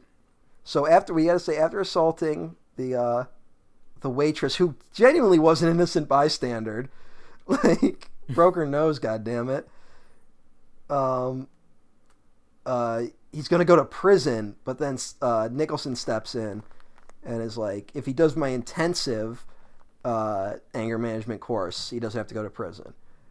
But I will say, this is where I really like Nicholson's performance. Nicholson is giving a good performance in this movie. Like, he didn't phone it in. Yeah. And he plays this, you can tell he likes playing this character, which is a guy who, like, you never really know what he's up to. Like, he's all flattering. He's, like, being, like, really flattering to the nurse and everything. I mean, not the nurse, I mean the judge. And is like, oh, hey, how about you just do me a favor with this guy? And then when, like, he turns his back, he, like, makes a face at Sandler being like, oh, can you believe I have to put up with this shit? And then you're like, well, what does that mean? Like, where's he coming from with all this? And it ends up working for a plot that isn't, like, that complicated. It, like, lends some shit to it, you know? Yeah, it's like, also, it's a shame. He's so good in it. I wish the movie was better, because it would be like, you could watch this fucking good Nicholson comedy. Yeah, but also worth mentioning, because you mentioned the judge, Lynn Thigpen. This was her last film. She died a month before the film came out, and the film's dedicated to her. So. Yes. She was the chief on Where in the World is Carmen Sandiego. Oh, really? Wow. Yes. I used to watch those on PBS. Hey. She's good in this. It's sad. Yeah. It's too bad. So the intensive anger management course, of course, is Nicholson is now going to live with Sandler. So it's now, and this is the one angle where I don't know if the movie totally knows where it's getting at, is if it's like, is Nicholson supposed to be a psycho? Or is he supposed to be like a new age kind of weirdo, right? And he's going to clash with Sandler's like average guy thing. Because occasionally he has like the new age thing, but occasionally he just has the crazy guy thing. Yeah. And the film can't really decide on like what line to draw. They have to share a bed together. I don't get it, because it's two men in a bed. It's like, you know, in some European countries, it's not uncommon for 3 or 4 men to share a bed. So I was like, that's why I'm proud to be an American, which must have been in the trailer.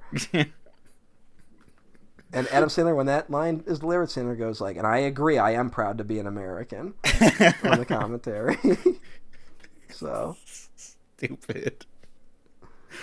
Hey, did you know the cinematographer of this had just won an Oscar for Moulin Rouge?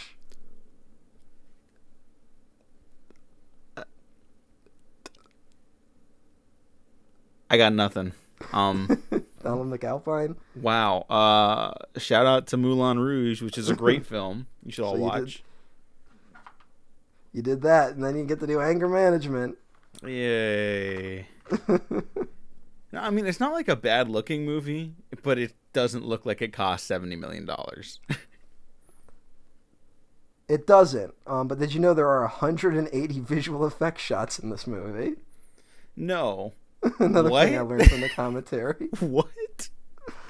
I guess, like, you know, when they have the scene on the bridge, you can't really stop on a bridge like that. So a lot of that's CGI. Okay, that's pretty good. And I guess his apartment's a set. So, like, the city around him is a set. Oh, okay. Yeah, that makes sense. But Nicholson did a shocking amount of the real driving. Oh, okay. And Sandler's like, that's genuine fear in my face, because Nicholson is driving like a maniac. See, that makes me like this movie more. You can tell they got along. I mean, like I said, you can feel it in the movie that Nicholson was at least having a fucking ball. Yeah. We get I like when Nicholson smashed the eggs. I thought that was funny. So I wanted to bring up Woody Harrelson, but I feel like we also have to bring up Heather Graham, who... Well, we're not there yet. I got a few more scenes to talk about. All right. We'll get to go them in order. Because the next scene is one of the most important scenes of the movie, where they stop on the bridge and sing "I Feel Pretty" from West Side Story. Yes. And you'll notice that they use the theme "I Feel Pretty" a lot in this movie. And that's because they got direct permission from Stephen Sondheim to use the song and music from West Side Story. Oh my god. Good for them, I guess. But they were very thankful to Stephen Sondheim in the commentary. What were those conversations like? I have no idea. But that's interesting. Yeah, that's one way of putting it. And fuck it, I like that scene. No, it is. It's a good scene. It's just like my mind is trying to like comprehend what happened in those conversations now. Yes. So these worlds have now crossed paths. So that's we'll come back because we're going to be doing West Side Story eventually. Oh yeah. Adam Sandler could probably do a fun West Side Story. No. No, he couldn't. But like, I mean, maybe Officer Krupke. No, never mind. I was trying to find a joke in there, but no. I don't think that's actually a good idea. Dear kindly Sergeant Krupke. That's the only song I'm fucking looking forward to, frankly. Really? No. The movie's gonna be good, but I don't know how Spielberg's gonna do Officer Krupke. Oh. Then at the end of the song, they're like, "We support the police in this country." Yeah, it'll be that. Actually, the police are good and fine. Actually, the police have never had a more difficult time in this country. So I mean, look how crime's rising now that we defunded every police department. Cut to every graph showing how every police department actually has more money, especially the Los Angeles Police Department. Great time to be alive. Oh yeah, everything's great. It's all fantastic. Let's see. I'm trying to think. I'm gonna look at my notes real quick before I say anything. Okay, so for some reason, I don't totally understand what Adam Sandler's job is, but he's making clothing for fat cats. Yes. There's a great little fat cat named Meatball in this who is adorable. Yes. And they put him in different outfits, and it's great. Yeah, and that rocks. Did you know Adam Sandler's little dog? It's not a pug. It's a little chubby guy. Is also named Meatball. Hey, I believe that dog appears in a picture in this movie. Aww. Or one of his dogs did. It's a picture with Nicholson on one of his book covers or something. Oh, that's great. I don't totally understand what's going on there with why do you need a boss for this job? Why does he have an office job where he's making fat cat clothing? Yeah, I don't know. I looked it up on the Wikipedia too, and it just says he's a secretary for a disrespectful boss. It doesn't say what he does. And I guess this is where, if I was talking about how I think Tommy Boy is actually a good movie, this is where if Tommy Boy was made today, they'd fuck it up because they would give Tommy Boy or a character a weird quirk like that, Mm-hmm. Where it's he does whatever the fuck, and it's no, you don't need that to be funny. This movie's funny already. Mm-hmm. I love Meatball the fat cat, but what is this fat cat joke contribute to anything? Well, it just lets you know that it's a comedy. I guess. In case you didn't get it already. That scene is the reveal where Nicholson meets Ellen Cover, and then Nicholson, quote unquote, discovers Sandler's girlfriend in the picture.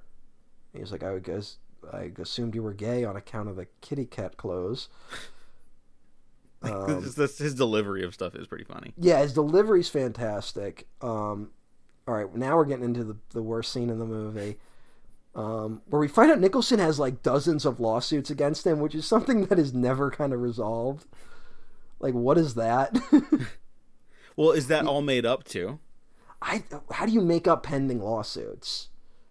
I don't know. How do you don't make up a judge like order either, you know? You can't like rig a court case. That's a crime. Yeah. But yeah. I just don't think we're supposed to think about it that much. Also, if I found out like my girlfriend did that to get me to like, you know, have more confidence in myself, I'd be glad I had more confidence, I guess, but I would dump that girlfriend. That's a major trust violation. Yeah. All this stuff is just gaslighting. Yeah, it's kind of gross when you really think about it, but I get it. Like, the movie's not trying to deal with that, but whatever. So Sandler gets the idea of, if I get him on tape saying something crazy, I can use this against him. And he starts trying to get it. Like, he thinks Nicholson's like saying stuff that might come across as him coming on to him. And Nicholson's like, "Are you threatened with homosexuality?" And he's like, "Oh, no." And he's like, "Well, he straight up says, let's take a walk on the wild side." And then they don't play that song, but they play another song. And we meet Woody Harrelson, who is in drag, as they refer to it on the commentary, and is playing a kind of a sex worker of some kind. And I can't tell what the movie thinks it's saying, but it's impossible not to see it through today's lens, which is that it's a trans sex worker that they pick up. And yeah, isn't that funny? Yeah. Isn't it funny that people are different? Yeah, it's bad. It's Yeah. a bad scene. I guess Woody Harrelson showed up and they said he really committed to the performance. I mean, that's kind of the thing. Woody Harrelson never phones in a performance. To the point where this is in the commentary. Woody showed Sandler his Woody in the scene. Woody. So that really happened. All right, well.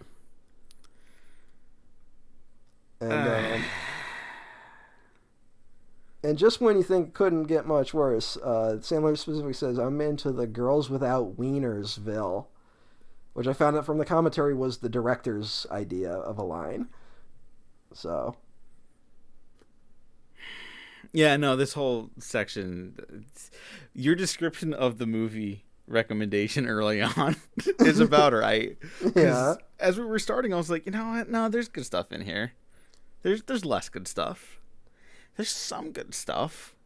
All right. Oh, there's that. Now, this is a bad scene. I will say, from the commentary, when you listen to them talk about that scene, you do not get the sense this came from a hateful place. You get the sense it came from an ignorant place, right? Mm-hmm. They aren't saying it, which is like, was my fear. I was going to listen to the commentary and they were going to say some like really awful shit about, you know, like trans people or something. And they don't. They kind of just go like, oh, you know, like you would when you're out in New York City, you see people like this. So we wrote it into the movie. And I'm like, all right. And they also say that Woody Harrelson actually looked really good in drag, which they kind of can't stop talking about. But all right.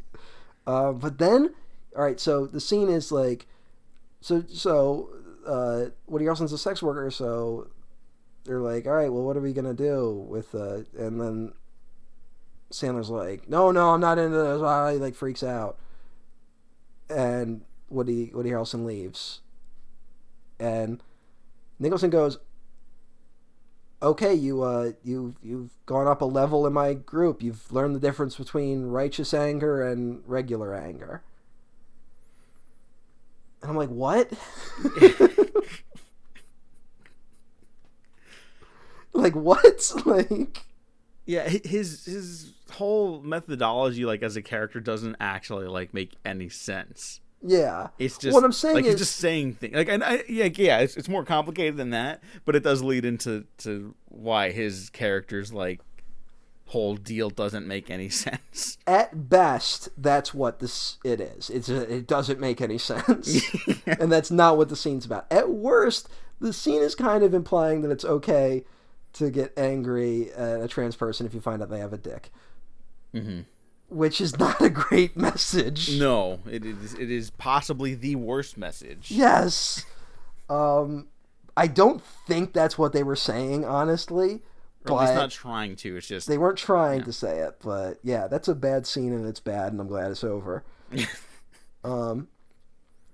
Nicholson sings Bibbidi Bobbidi Boo when he's doing his hair in the following scene with that weird electric thing, which I learned from the commentary. I guess a real product. They had to get permission from fucking Michael Eisner. What? To use Bibbidi Bobbidi Boo from Cinderella. Oh my god. Even though he's just singing it. Adam Sandler has the fucking strangest connections in Hollywood. Honestly, from what I learned, I think the biggest thing I learned from the commentary is that Sandler is very savvy about the entertainment industry. Like, he knows executives, and he seems to be friends with, like, every executive out there. So, I think that's what I learned, ultimately. Because when he tells the Sondheim story, he also shouts out some executive that got him in touch with Sondheim.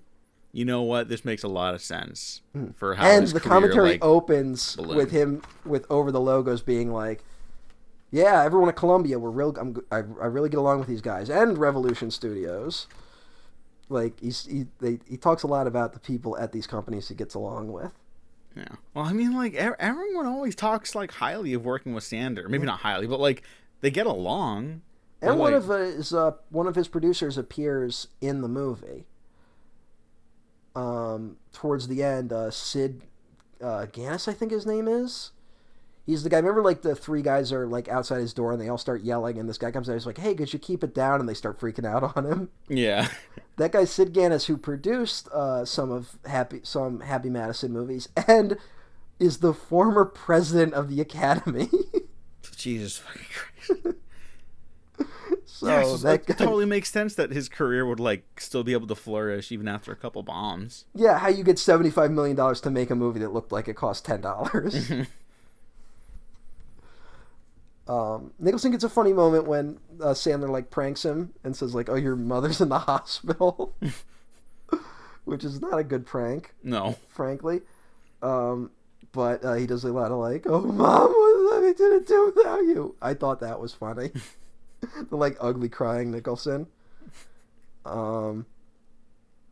They destroy a car,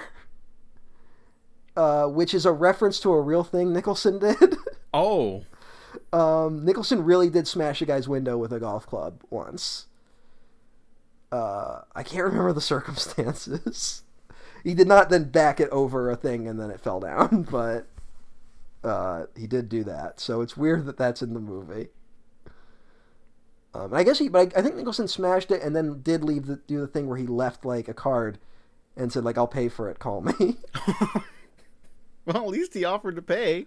Yeah. So that's Nicholson. Yeah. And then we get into the Heather Graham scene, which you can talk about. Well, I just wanted to say like Heather Graham's like a good actress who just kind of doesn't also get a lot of roles. Like, not to be a dick, I'm not sure if Heather Graham's a good actress. Oh, okay. I think she's fine. I think she does a good job with certain material. There are worse actors out there who get more opportunities, is what I'm saying.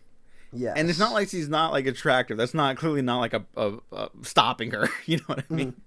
Just like I don't know. It's weird who gets to have like a viable, profitable career and who's like pops up once in a while. And it's like, I don't know. I like her and stuff. Yeah. You know? I think she has one of those shows that got canceled after like the first episode. Oh. Which was like a big news story. And everyone's like, her career's over. And then she did like The Hangover the next year. Yeah. See, like even those fucking Hangover sequels don't bring her back. They bring her back in 3. Oh, yeah, but that's not a real movie. No, none of those movies are real. The first one, at least, I get as like a 2000s like gem. Not gem, but you know what I'm saying. Like we're talking about fucking poorly aged movies. Yeah, but the first one, like I get people still like holding it in higher regard. Yeah. The other two are atrocious. We honestly, as a society, not to be like pearl clutching, but we need to do something about the amount of people that think the think Joker was like an actual masterpiece. Like, it's becoming a problem. Like, that's going to be a big problem going forward. I think we just need to have a better arts education system in place. We need government-funded arts. Yeah, but the government's not going to do it. We got to get ourselves out of this problem. Like, every problem right now, we got to do it. You're probably right, yeah. We got to strike until they strip Joker of its Academy Award nominations and one win. You know, I haven't really felt the energy to do anything else about the problems in this country, but I agree with you. There we go. I feel like this is going to be a big push moving forward. It's going to be. I'm going to sneak that in when the general strike happens, and we're writing our manifesto. I'm sneaking that one in. Yeah, like no, just watch Taxi Driver, King of Comedy, all copies of Joker and Network will be replaced with Taxi Driver, Network, and King of Comedy. Yeah. Two things about the Heather Graham sequence. One, that's where that famous Nicholson gif comes from. Mm-hmm. And two, we find out she's a former client of Nicholson, right? Mm-hmm. And she had a boyfriend. Here's the weird thing, is that it's implied that she is irrationally angry about, like, her body, right? Right. When in reality, it's very clear she just had a very bad boyfriend. Mm-hmm. And that's what she should have been dealing with. And it's very clear from this sequence that even though she's a former patient of Nicholson's, he did not help her. Although that was also planted, though. So she was supposed to be freaking out? I don't know. It seemed pretty real. I mean, that's totally the movie's problem again. I don't know what you're supposed to feel from it other than uncomfortability. There Yes. you go. Fuck. And it doesn't, like, I just have more questions about everything that happens. And all right, here's another thing. Paul Thomas Anderson visited the set during this sequence. I guess the aftermath scene, PTA was on sets. Okay. So they talk about that in the commentary a little bit. Okay. Good buddies, I guess. And we find out Nicholson got him back because he, like, sold Sandler out for what happened to his girlfriend, blah, blah, blah. That's all conflict. Yeah. Doesn't really matter. But what does matter is that Nicholson is now going to take him to confront his childhood bully, Arnie Shankman, played by John C. Reilly. Also connected to PTA. Yes. And he, in the time being, he has become a Buddhist monk. I gotta be honest, that revelation was a little funny.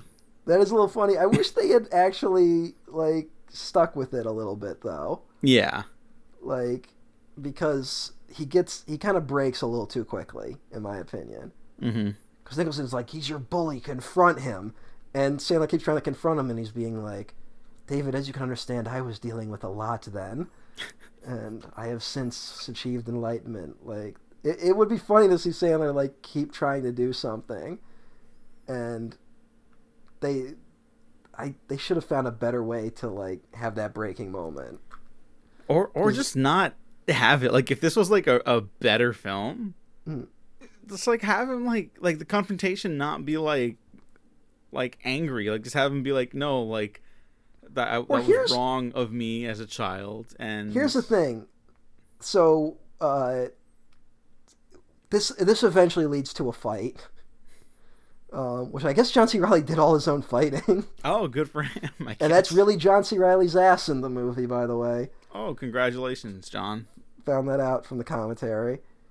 And they provoke him mainly by implying that Sandler sexually assaulted his crazy sister.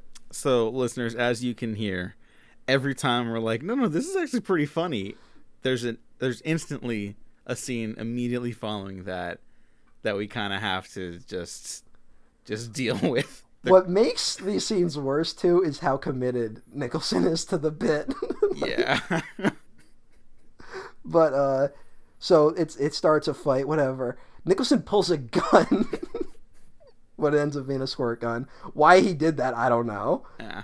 But they do get chased out by Buddhists, which is a funny visual. And that's really Nicholson running, by the way. Nicholson did his own stunts, including he falls over in one of the takes, and he improvised that and was fine. But everyone on set panicked because they thought they had injured Jack Nicholson. That's pretty great. I would also panic if I thought I injured Jack Nicholson, Hollywood screen legend. So I guess here's the thing I was going towards, is that at the end of that scene, Nicholson's like, "You've reached level 3. Now, one, we don't even get a lesson that was taught here. Like, at least in the Woody Harrelson scene, there was like, you learn the difference between righteous anger and whatever. Here he just goes, you're at level 3. Yeah, and you know what? To make matters worse, I don't know about you, Matt, but if in your anger management training you manage to piss off a group of Buddhists, people notorious for their pacifism, to get them to chase you out of their temple, that's probably not a good sign. You provoke a man into picking a fight with you because you lie about sexually assaulting his sister. I don't think that teaches you. And to me, it's like, well, a better version of this scene might be John C. Reilly not backing down, right? Mm-hmm. And Nicholson ramping things up. And then maybe he's supposed to get angry at Nicholson and be like, I'm not going to confront him, and be like, there's the lesson. Like, no, you don't have to confront this guy. Like, he has, you know, you're not going to get anything out of this, but you have to stand up to me because I'm provoking you into fighting this guy, right? Mm-hmm. And it's like, I've taught you a lesson about directing your anger, right? But then you don't get the comedy shot of them running out with the Buddhist behind them. Yeah. So, who's to say what's really the right decision there? Who can say? Yeah. Fucking movie. It's so long. There's still more. I know. There's so much in this fucking movie. But it's not that fun, like, to watch. It's just... It really isn't. There's, like I said, there's moments, but unfortunately, it probably ranks like somewhere in the upper middle of my Sandler ranking at this point. Probably just. I mean, it's got Jack Nicholson. Yeah, that's the thing. Nicholson kind of like elevates it a little bit. I'd say a lot of it.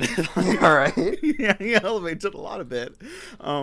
Like, what's the worst Jack Nicholson movie? Like, really think about it, because there's too many. We'll never do like a full Nicholson retrospective. Yeah, I'm not sure, because I think I've only watched like the good Nicholson movies. I'm sure there's bad ones out there. Oh no, completely. Everyone's got some. Like, I mean, obviously Batman's in the lower ring, but how dare you? I'm just kidding. He did that James L. Brooks movie no one remembers. Oh yeah, that I can't even remember. I haven't seen that one. Yeah. And he got paid $5 million to be in it and do all his lines through an earpiece. Fantastic. See, it's bad when Johnny Depp does it, but it's awesome when Jack Nicholson did it. I mean, hey. Yeah, not a joke. I completely mean that. The Bucket List, which isn't very good, but Bucket List pretty bad. But like, here's the thing: like, there's bad Nicholson movies, and he's good in them. Yeah, and he's great in it. Mm. And I mean, it's Rob Reiner. Like, I like Rob Reiner. I'm gonna be nice to Rob Reiner. I kind of hate that movie. Really? You know what? I had this weird thing where it was like, like you have to treat movies on your own level. But another person who hated the movie was Roger Ebert. And Roger Ebert and I kind of came from a similar place where it's like, after being in the hospital, the last thing you fucking want to do is like a bunch of crazy shit. And we both kind of came at it from that like pissed off angle. Okay. And that was his review, and that was my feelings, kind of. Okay. So no on the bucket list. Have you seen Wolf? You know what? I've never seen Wolf. I know its reputation. Yeah. But I've never seen it. I've seen it. I saw it on TNT, and then I saw it again a couple years back. That's a good movie. I've heard the take I've heard from it is that like it starts really well. Like it has a very good beginning, and then it like fucks up towards the end. I'd probably agree that the ending's the least interesting stuff, but like it's good.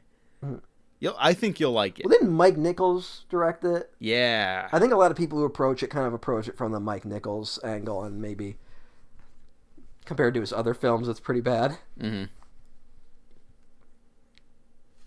Should I watch The Two Jakes? People like that movie. Okay. I mean, you're following up Chinatown. It's going to be like downhill. But then there's also no Roman Polanski, which is uphill. So. Yeah.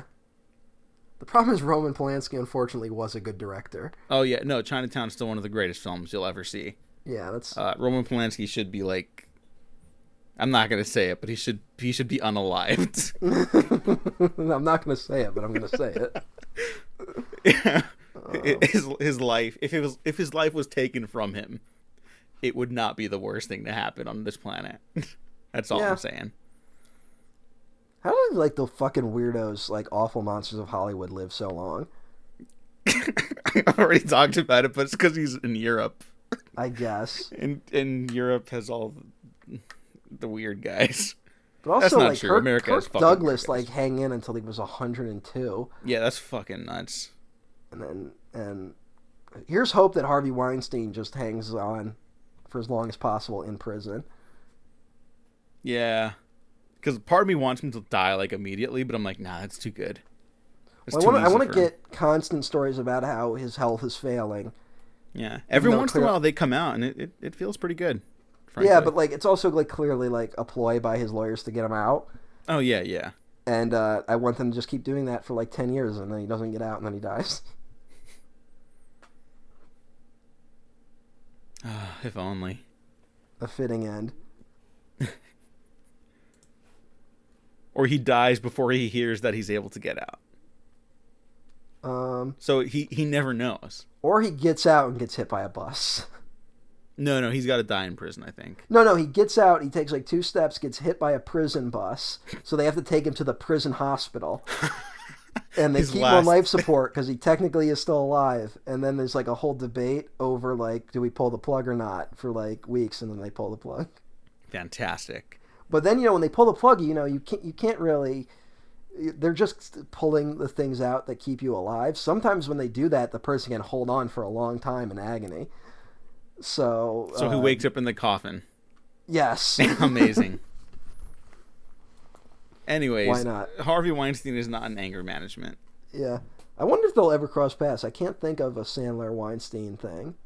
If he did Inglourious Bastards, he would have. He would have, yeah.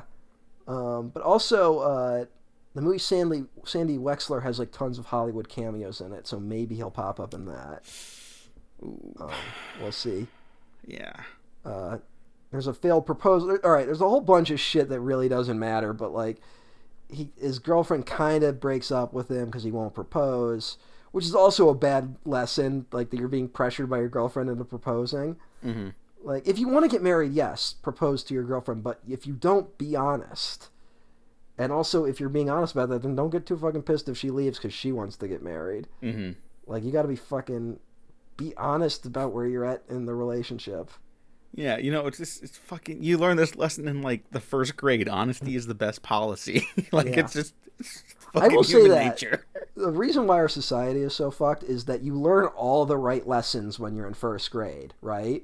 And then everything in our society incentivizes you to do the exact opposite. Yes, that's exactly what happens. So, it's like, no, you learned all the right lessons, but, yeah, you're going to have to be the sociopaths get rich, which isn't a lesson you want to teach people, because then they might start questioning capitalism. And good thing no one's doing that now. Yeah, good thing that Squid Game bombed horribly. Mm-hmm. It's almost like we all see the writing on the wall. Yeah, again, like, if you're in a weird spot, find comfort in the fact that a lot of people seem to be picking up on the same shit. Now, the right-wing response to this is to constantly paint everything bad about capitalism to actually be communism. So that's all we got to really watch out for currently. But hey, people are picking up on some shit. Mm-hmm. Mm-hmm. Also, it's weird that we don't talk about how many of the great thinkers in the early 20th century were socialists, like Mark Twain. Anyway, or like how much classic cinema was basically born out of socialist movements or straight up Marxism. Yeah, that the McCarthy witch hunt happened for a reason. Mm-hmm. Mm-hmm. And it was to shut the people the fuck up. Yeah, isn't there that great bit in Austin Powers, which is a weird movie to reference at this point, Oh, but yeah. when he wakes up from being under ice and he's like, "Oh, we won the Cold War. Finally, those capitalist dogs will get their Those capitalist pigs will pay for their crimes." He's like, no, Austin, we won. It's like, oh, all right, yay, capitalism. Yeah. I should rewatch that. That joke always made me laugh, but like, there's actually really good stuff in the first. Sorry, I missed that. Whoa, What the fuck was that? that was my Siri. Siri, what did you miss? I know. Is Timmy trapped in a well, Siri? I'm gonna leave that in the episode because this is totally off the rails now. But like, I don't know what caused that. Hey, what are you gonna do? That's a little scary. Yeah, right. the let's get into the ending then, so we can wrap Well, up. we're getting into all that. Nicholson, it turns out, is like swooping in to steal his girlfriend. At least that's what it looks like. Mm-hmm. He keeps being like, no, this is all part of the plan. She'll see how much of an asshole I am, and then she'll come back to you, right? Mm-hmm. He's like, I'm helping you. And I got probably the best acting moment from Nicholson in this movie is when he comes back to be like, you're going to worship me like a god when I tell you what went down. And he starts talking about it. He's like, yeah, I was a dick, blah, blah, blah. And then, a 5-second kiss on the head. And then he's like, what was that last part? He's like, I got a 5-second, 10-second kiss. Like, the way Nicholson, like, keeps, like, subtly upping how long they kiss. I honestly really like that. Sandler assaults Nicholson. They end up back in court. Blah, blah, blah. I don't think anything really happens as a result of that. No, but like it's played up like Dave's gonna lose Marissa Tomei to Nicholson, who it turns out is a fake, and he's rigged the whole thing, which makes a lot of sense. And also less sense, arguably. Here's a weird thing. There's a scene where he stands up to his boss by handing him the Fat Cat catalog, and he's like Photoshop the boss in like a bunch of compromising images, right? Mm-hmm. And then it's revealed Adam Covert got the promotion instead of Sandler. Like, shouldn't that have come first? Yeah. That's weird. That does have a great line. So his name's not Fat Ass Cat, it's Meatball, and he's eating your crab cakes right now. Yeah, and then you get the cut to Meatball eating the crab. That's pretty good. Meatball rules. Yeah, Meatball's take two things away from this, or three things away. Marissa Tomei is great. Jack Nicholson is a rock star. And Meatball the cat is one of the cinema's greatest cats. All right, here is something in the commentary, and I could not tell if it was a joke or not. Mainly because the director is very unfunny, unfortunately. Aww. No offense to the guy. But he is talking about... They were talking about the visual effects shots, which they talked about a lot. The climax of this movie takes place at Yankee Stadium. There's a mix of, actual footage at the stadium, and then stuff they did on a set, and then stuff they did when the place was closed, and they had the CGI people in, right? Mm-hmm. I could not tell, but according to the director, the audience is full of CGI Tobey Maguire Spider-Man. What? This movie's produced by Sony. When they were developing the CGI model for Tobey Maguire Spider-Man, they made like hundreds of variations, right, to like test it. And so they were just sitting on a hard drive somewhere. So the stadium is stacked with CGI Tobey Maguire Spider-Man. This movie is streaming on HBO Max right now. Let me take a look. Hang on. in like tons of different clothing, I guess. But I don't know what shots he was talking about. So like I couldn't really tell. But yeah, that's according to the director. That's a lot. I will say the digital effects stuff actually looks really good. I guess it's where the pretty money seamless. went. Yeah, like I think there's a bit where Sandler's out on the field, and that I think you could tell is fake, but like only if you're really looking. Yeah, like it's pretty good. I will say this: a shocking amount of the driving was real. So Yeah, that's pretty great. I don't know about anyone else, but I tend to be able to see when the driving is like a rear projection or whatever the fuck they use now. I can really notice it, especially when it comes to television shows, which I totally get. It's super easy. You don't need to mount anything onto a car. That's a whole long process. Obviously, if you're short on time and money, do the rear projection stuff. But I do notice it, is all I'm saying. And for $75 million, I expect it to look really fucking good. And, we're saying the movie looks cheap. The digital stuff is like really good. I guess that's where all the money went. Yeah, And to Adam Sandler and Jack Nicholson and Academy Award winner Marissa Tomei. What about opera singer Robert Merrill's cameo? Oh, doesn't he tackle Adam Yeah, he Sandler? does, because Sandler takes his microphone. What are you doing here? That's pretty funny. This kid's lost his marbles. I think he says something like that. He's like, that's my microphone. Miss John McEnroe had a cameo earlier. So we mentioned the big one? Do you mean Derek Jeter? No. Do you mean Roger Clemens? You know who I'm talking about. Well, in the most poorly aged thing imaginable, the hero of this movie ends up being former New York Mayor Rudy Giuliani, who, after Sandler storms the field, inexplicably, something Giuliani never would do, stands up and says, "Let the man speak." Post 9/11 America was We were out of our fucking minds. Yeah. I mean, hey, I saw this as a kid. I was like, hey, it's the mayor of New York. I thought it was a good thing. Everyone's favorite. Yeah. I mean, Giuliani, doesn't he get a cameo in Seinfeld too, or at least like praise in Seinfeld? I don't remember. Giuliani has a weird history where like New York has these weird ups and downs of loving him and hating him, Mm-hmm. And now, don't worry, everyone. We're just sticking to the hate. Yeah, it seems like that's not going to go away now. Yeah. Remember when he was like, his body was decomposing on live television? Oh, yeah. What was that about? He's a crazy person, is what it is. Remember when he was the 2008 frontrunner for the Republican nomination? You know what? That might have made things even worse.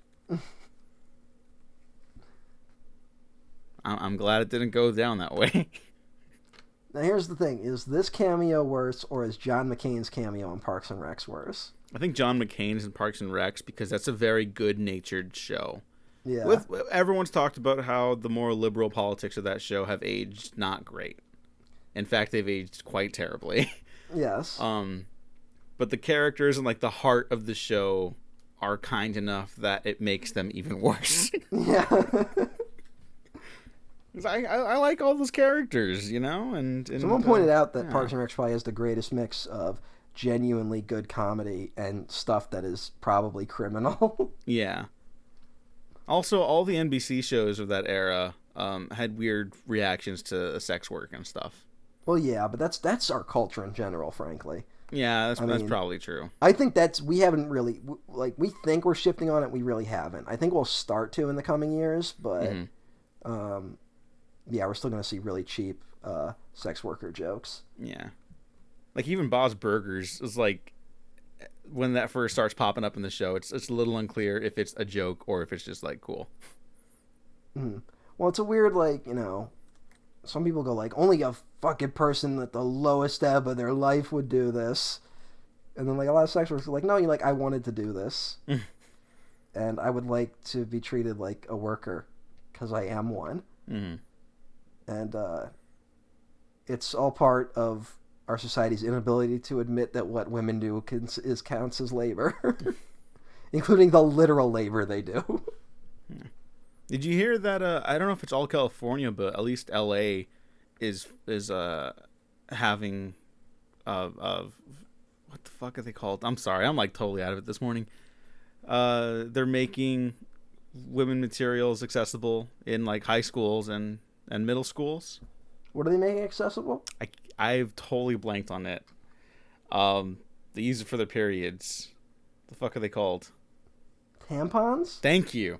They're making tampons accessible to young girls for free in all school restrooms, which is I like, thought that was already a thing. no, apparently My not. high school had them. What the fuck? Okay, then maybe California's just behind the times. Maybe it's just mandatory now. Maybe it was like voluntary. Mm-hmm. Like, although maybe they had to put a quarter in. I don't know. Like, Yeah, I don't know. But the point is, I know those it's machines publicly available to young girls now, and it's Those like, machines yeah, that's have weird been that around. wasn't before. forever. I bet you it's one of those things where like Catholic schools probably didn't have them. Oh, I completely believe that. I bet you that was it. Did I ever Women should tell you absolutely feel one ashamed of my about. friends who I went to high school with? He's Buddhist, but he went to Catholic school with us for in high school because it was like, Man, that's a pivot. yeah, it's a big, and he still practices Buddhism. He's not Catholic, and but he had to take a Catholicism class at the school, right? Wait, was he a Buddhist when he went to Catholic school? Yeah. Oh, that's interesting. How'd he get in? You didn't have to be Catholic to go, but you had to take Catholic classes. Okay. And so Man, the Catholics are fucking desperate these days. basically, yeah. And our one of our Catholic teachers, he was real piece of shit. You gotta be. Yeah, no, he was like an excessive piece of shit though. And he straight up told the class, like, non-Catholics will go to hell and remain in hell until they see the light and yada yada. All, real Old Hey, Testament that's a little more open, honestly. Yeah, but my friend was in Well, the here's the class, thing. Hold on. and he was like, "Does that mean me?" He's like, "Oh yeah, you too." And I was like, "Whoa." Here's a question though about that guy's version of hell. So it's like they will go to hell until they see the light, right? Mm-hmm. I'm pretty sure the moment I get to hell, I'm gonna realize, oh shit, they were right. Like that would take a good 30 seconds. So Yeah, I don't know. The more closed-minded religious people don't really see other people very highly. I've found, anyways. it's probably because they have a bunch of secret doubt, and so they have to work really hard to believe, and they think belief is actually this really hard thing. Mm-hmm. When it's not really. No, But no, it's not. yeah, I'm pretty sure if I got to hell, I'd be like, oh, okay, they were right. I think I would be I'm aware good. of that. Repentance and quickly. shit. Get me out of Yeah. here. Anyways, Woody Harrelson also makes another cameo in the finale. Oh yeah, Woody ends up saving the day, kind of. Oh, I can't stop love. It's like, oh, it's kind of a funny, sweet little moment. Yeah. Makes you almost forget about the horrible scene he was in earlier. God, how the fuck is I now pronounce you Chuck and Larry gonna play? Like, If you have to ask, you're not going to like the answer. I it's just that's just gonna be the classic, like, having your cake and eating it too, like, where it's like, well, we You can do all think these so? gay jokes. We can do all these gay jokes because a gay person is saying them, I like how Rudy Giuliani is so central to the plot, the Wikipedia has to mention him in the plot description. Let me take a look. So security captures him, but New York Mayor Rudy Giuliani orders them to allow Dave to speak. What a fucking different time. He proposes in front of everyone and then kisses her. Rudy Giuliani encourages him to give her a 5-second Frencher, which was Nicholson's suggestion to Giuliani. Jesus. I will say, apart from the horrible Rudy Giuliani stuff in this, it's kind of a sweet classical attempt at doing like a classic romance thing, like the big love proposal. And I could actually kind of buy into it if the movie was like stronger, if it focused more on that stuff. And I actually did kind of like that's the moment that Dave has to like really overcome something. Because like as a kid, he got like embarrassed in public. It's like his he has like intimacy problems in public. Yeah. And it's like, okay, that makes sense. That tracks. Which is That's a the one thing genuine that tracks in the problem movie. I think a lot of average American men have. Mm-hmm. And I think that could be a good lesson, but this movie doesn't really... None of the lessons really dealt with that, frankly. Yeah. And then it turns out, Nicholson was in on it the whole time.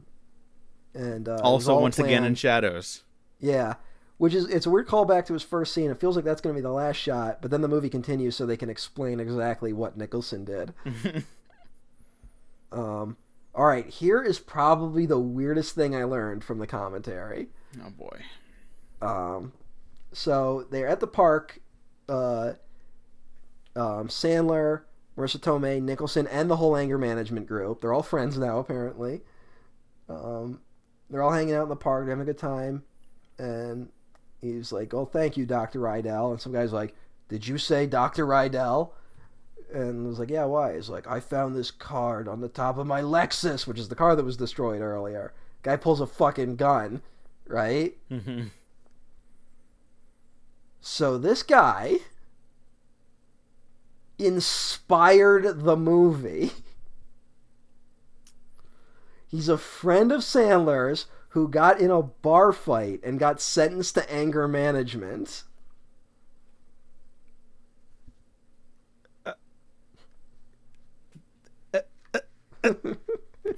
Every little, like, tidbit of information you're giving me from this commentary is literally leaving me speechless. It's only the tip of the iceberg, man. I could not keep up with some of this stuff.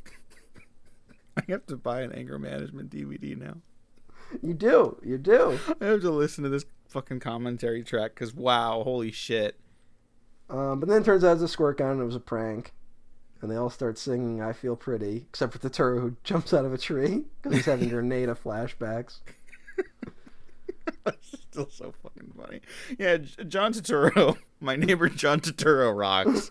I just love seeing him in these. And I will say, I do kind of like the final shot of them all dancing in a circle to "I Feel Pretty." Yeah, no, like for this kind of movie, that's fine. That whatever, you know, it works well enough. I do still think if you wanted to have this be like a real film, you would have ended it at the ball game, like we talked about. Yeah. But sure, why not? Yeah, that's probably the better way to end it.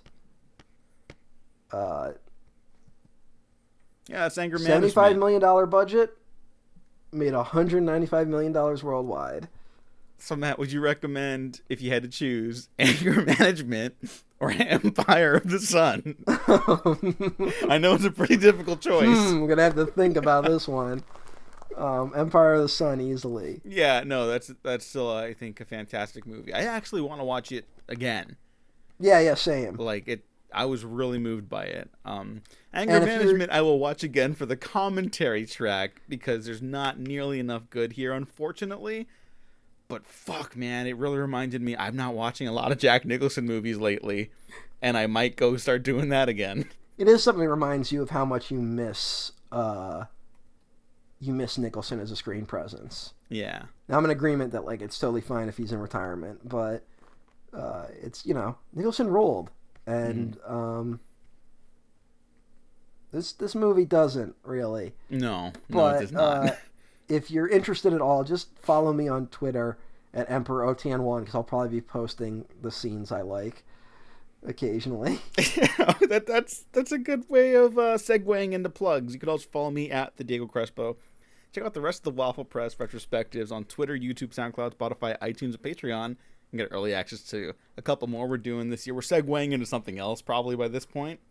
There's a couple things we want to touch on before the end of December and in January of 2022. So I think we could squeeze in one more Happy Amblin at least before that. Maybe if we do, what movies will it be? If we do, it will be.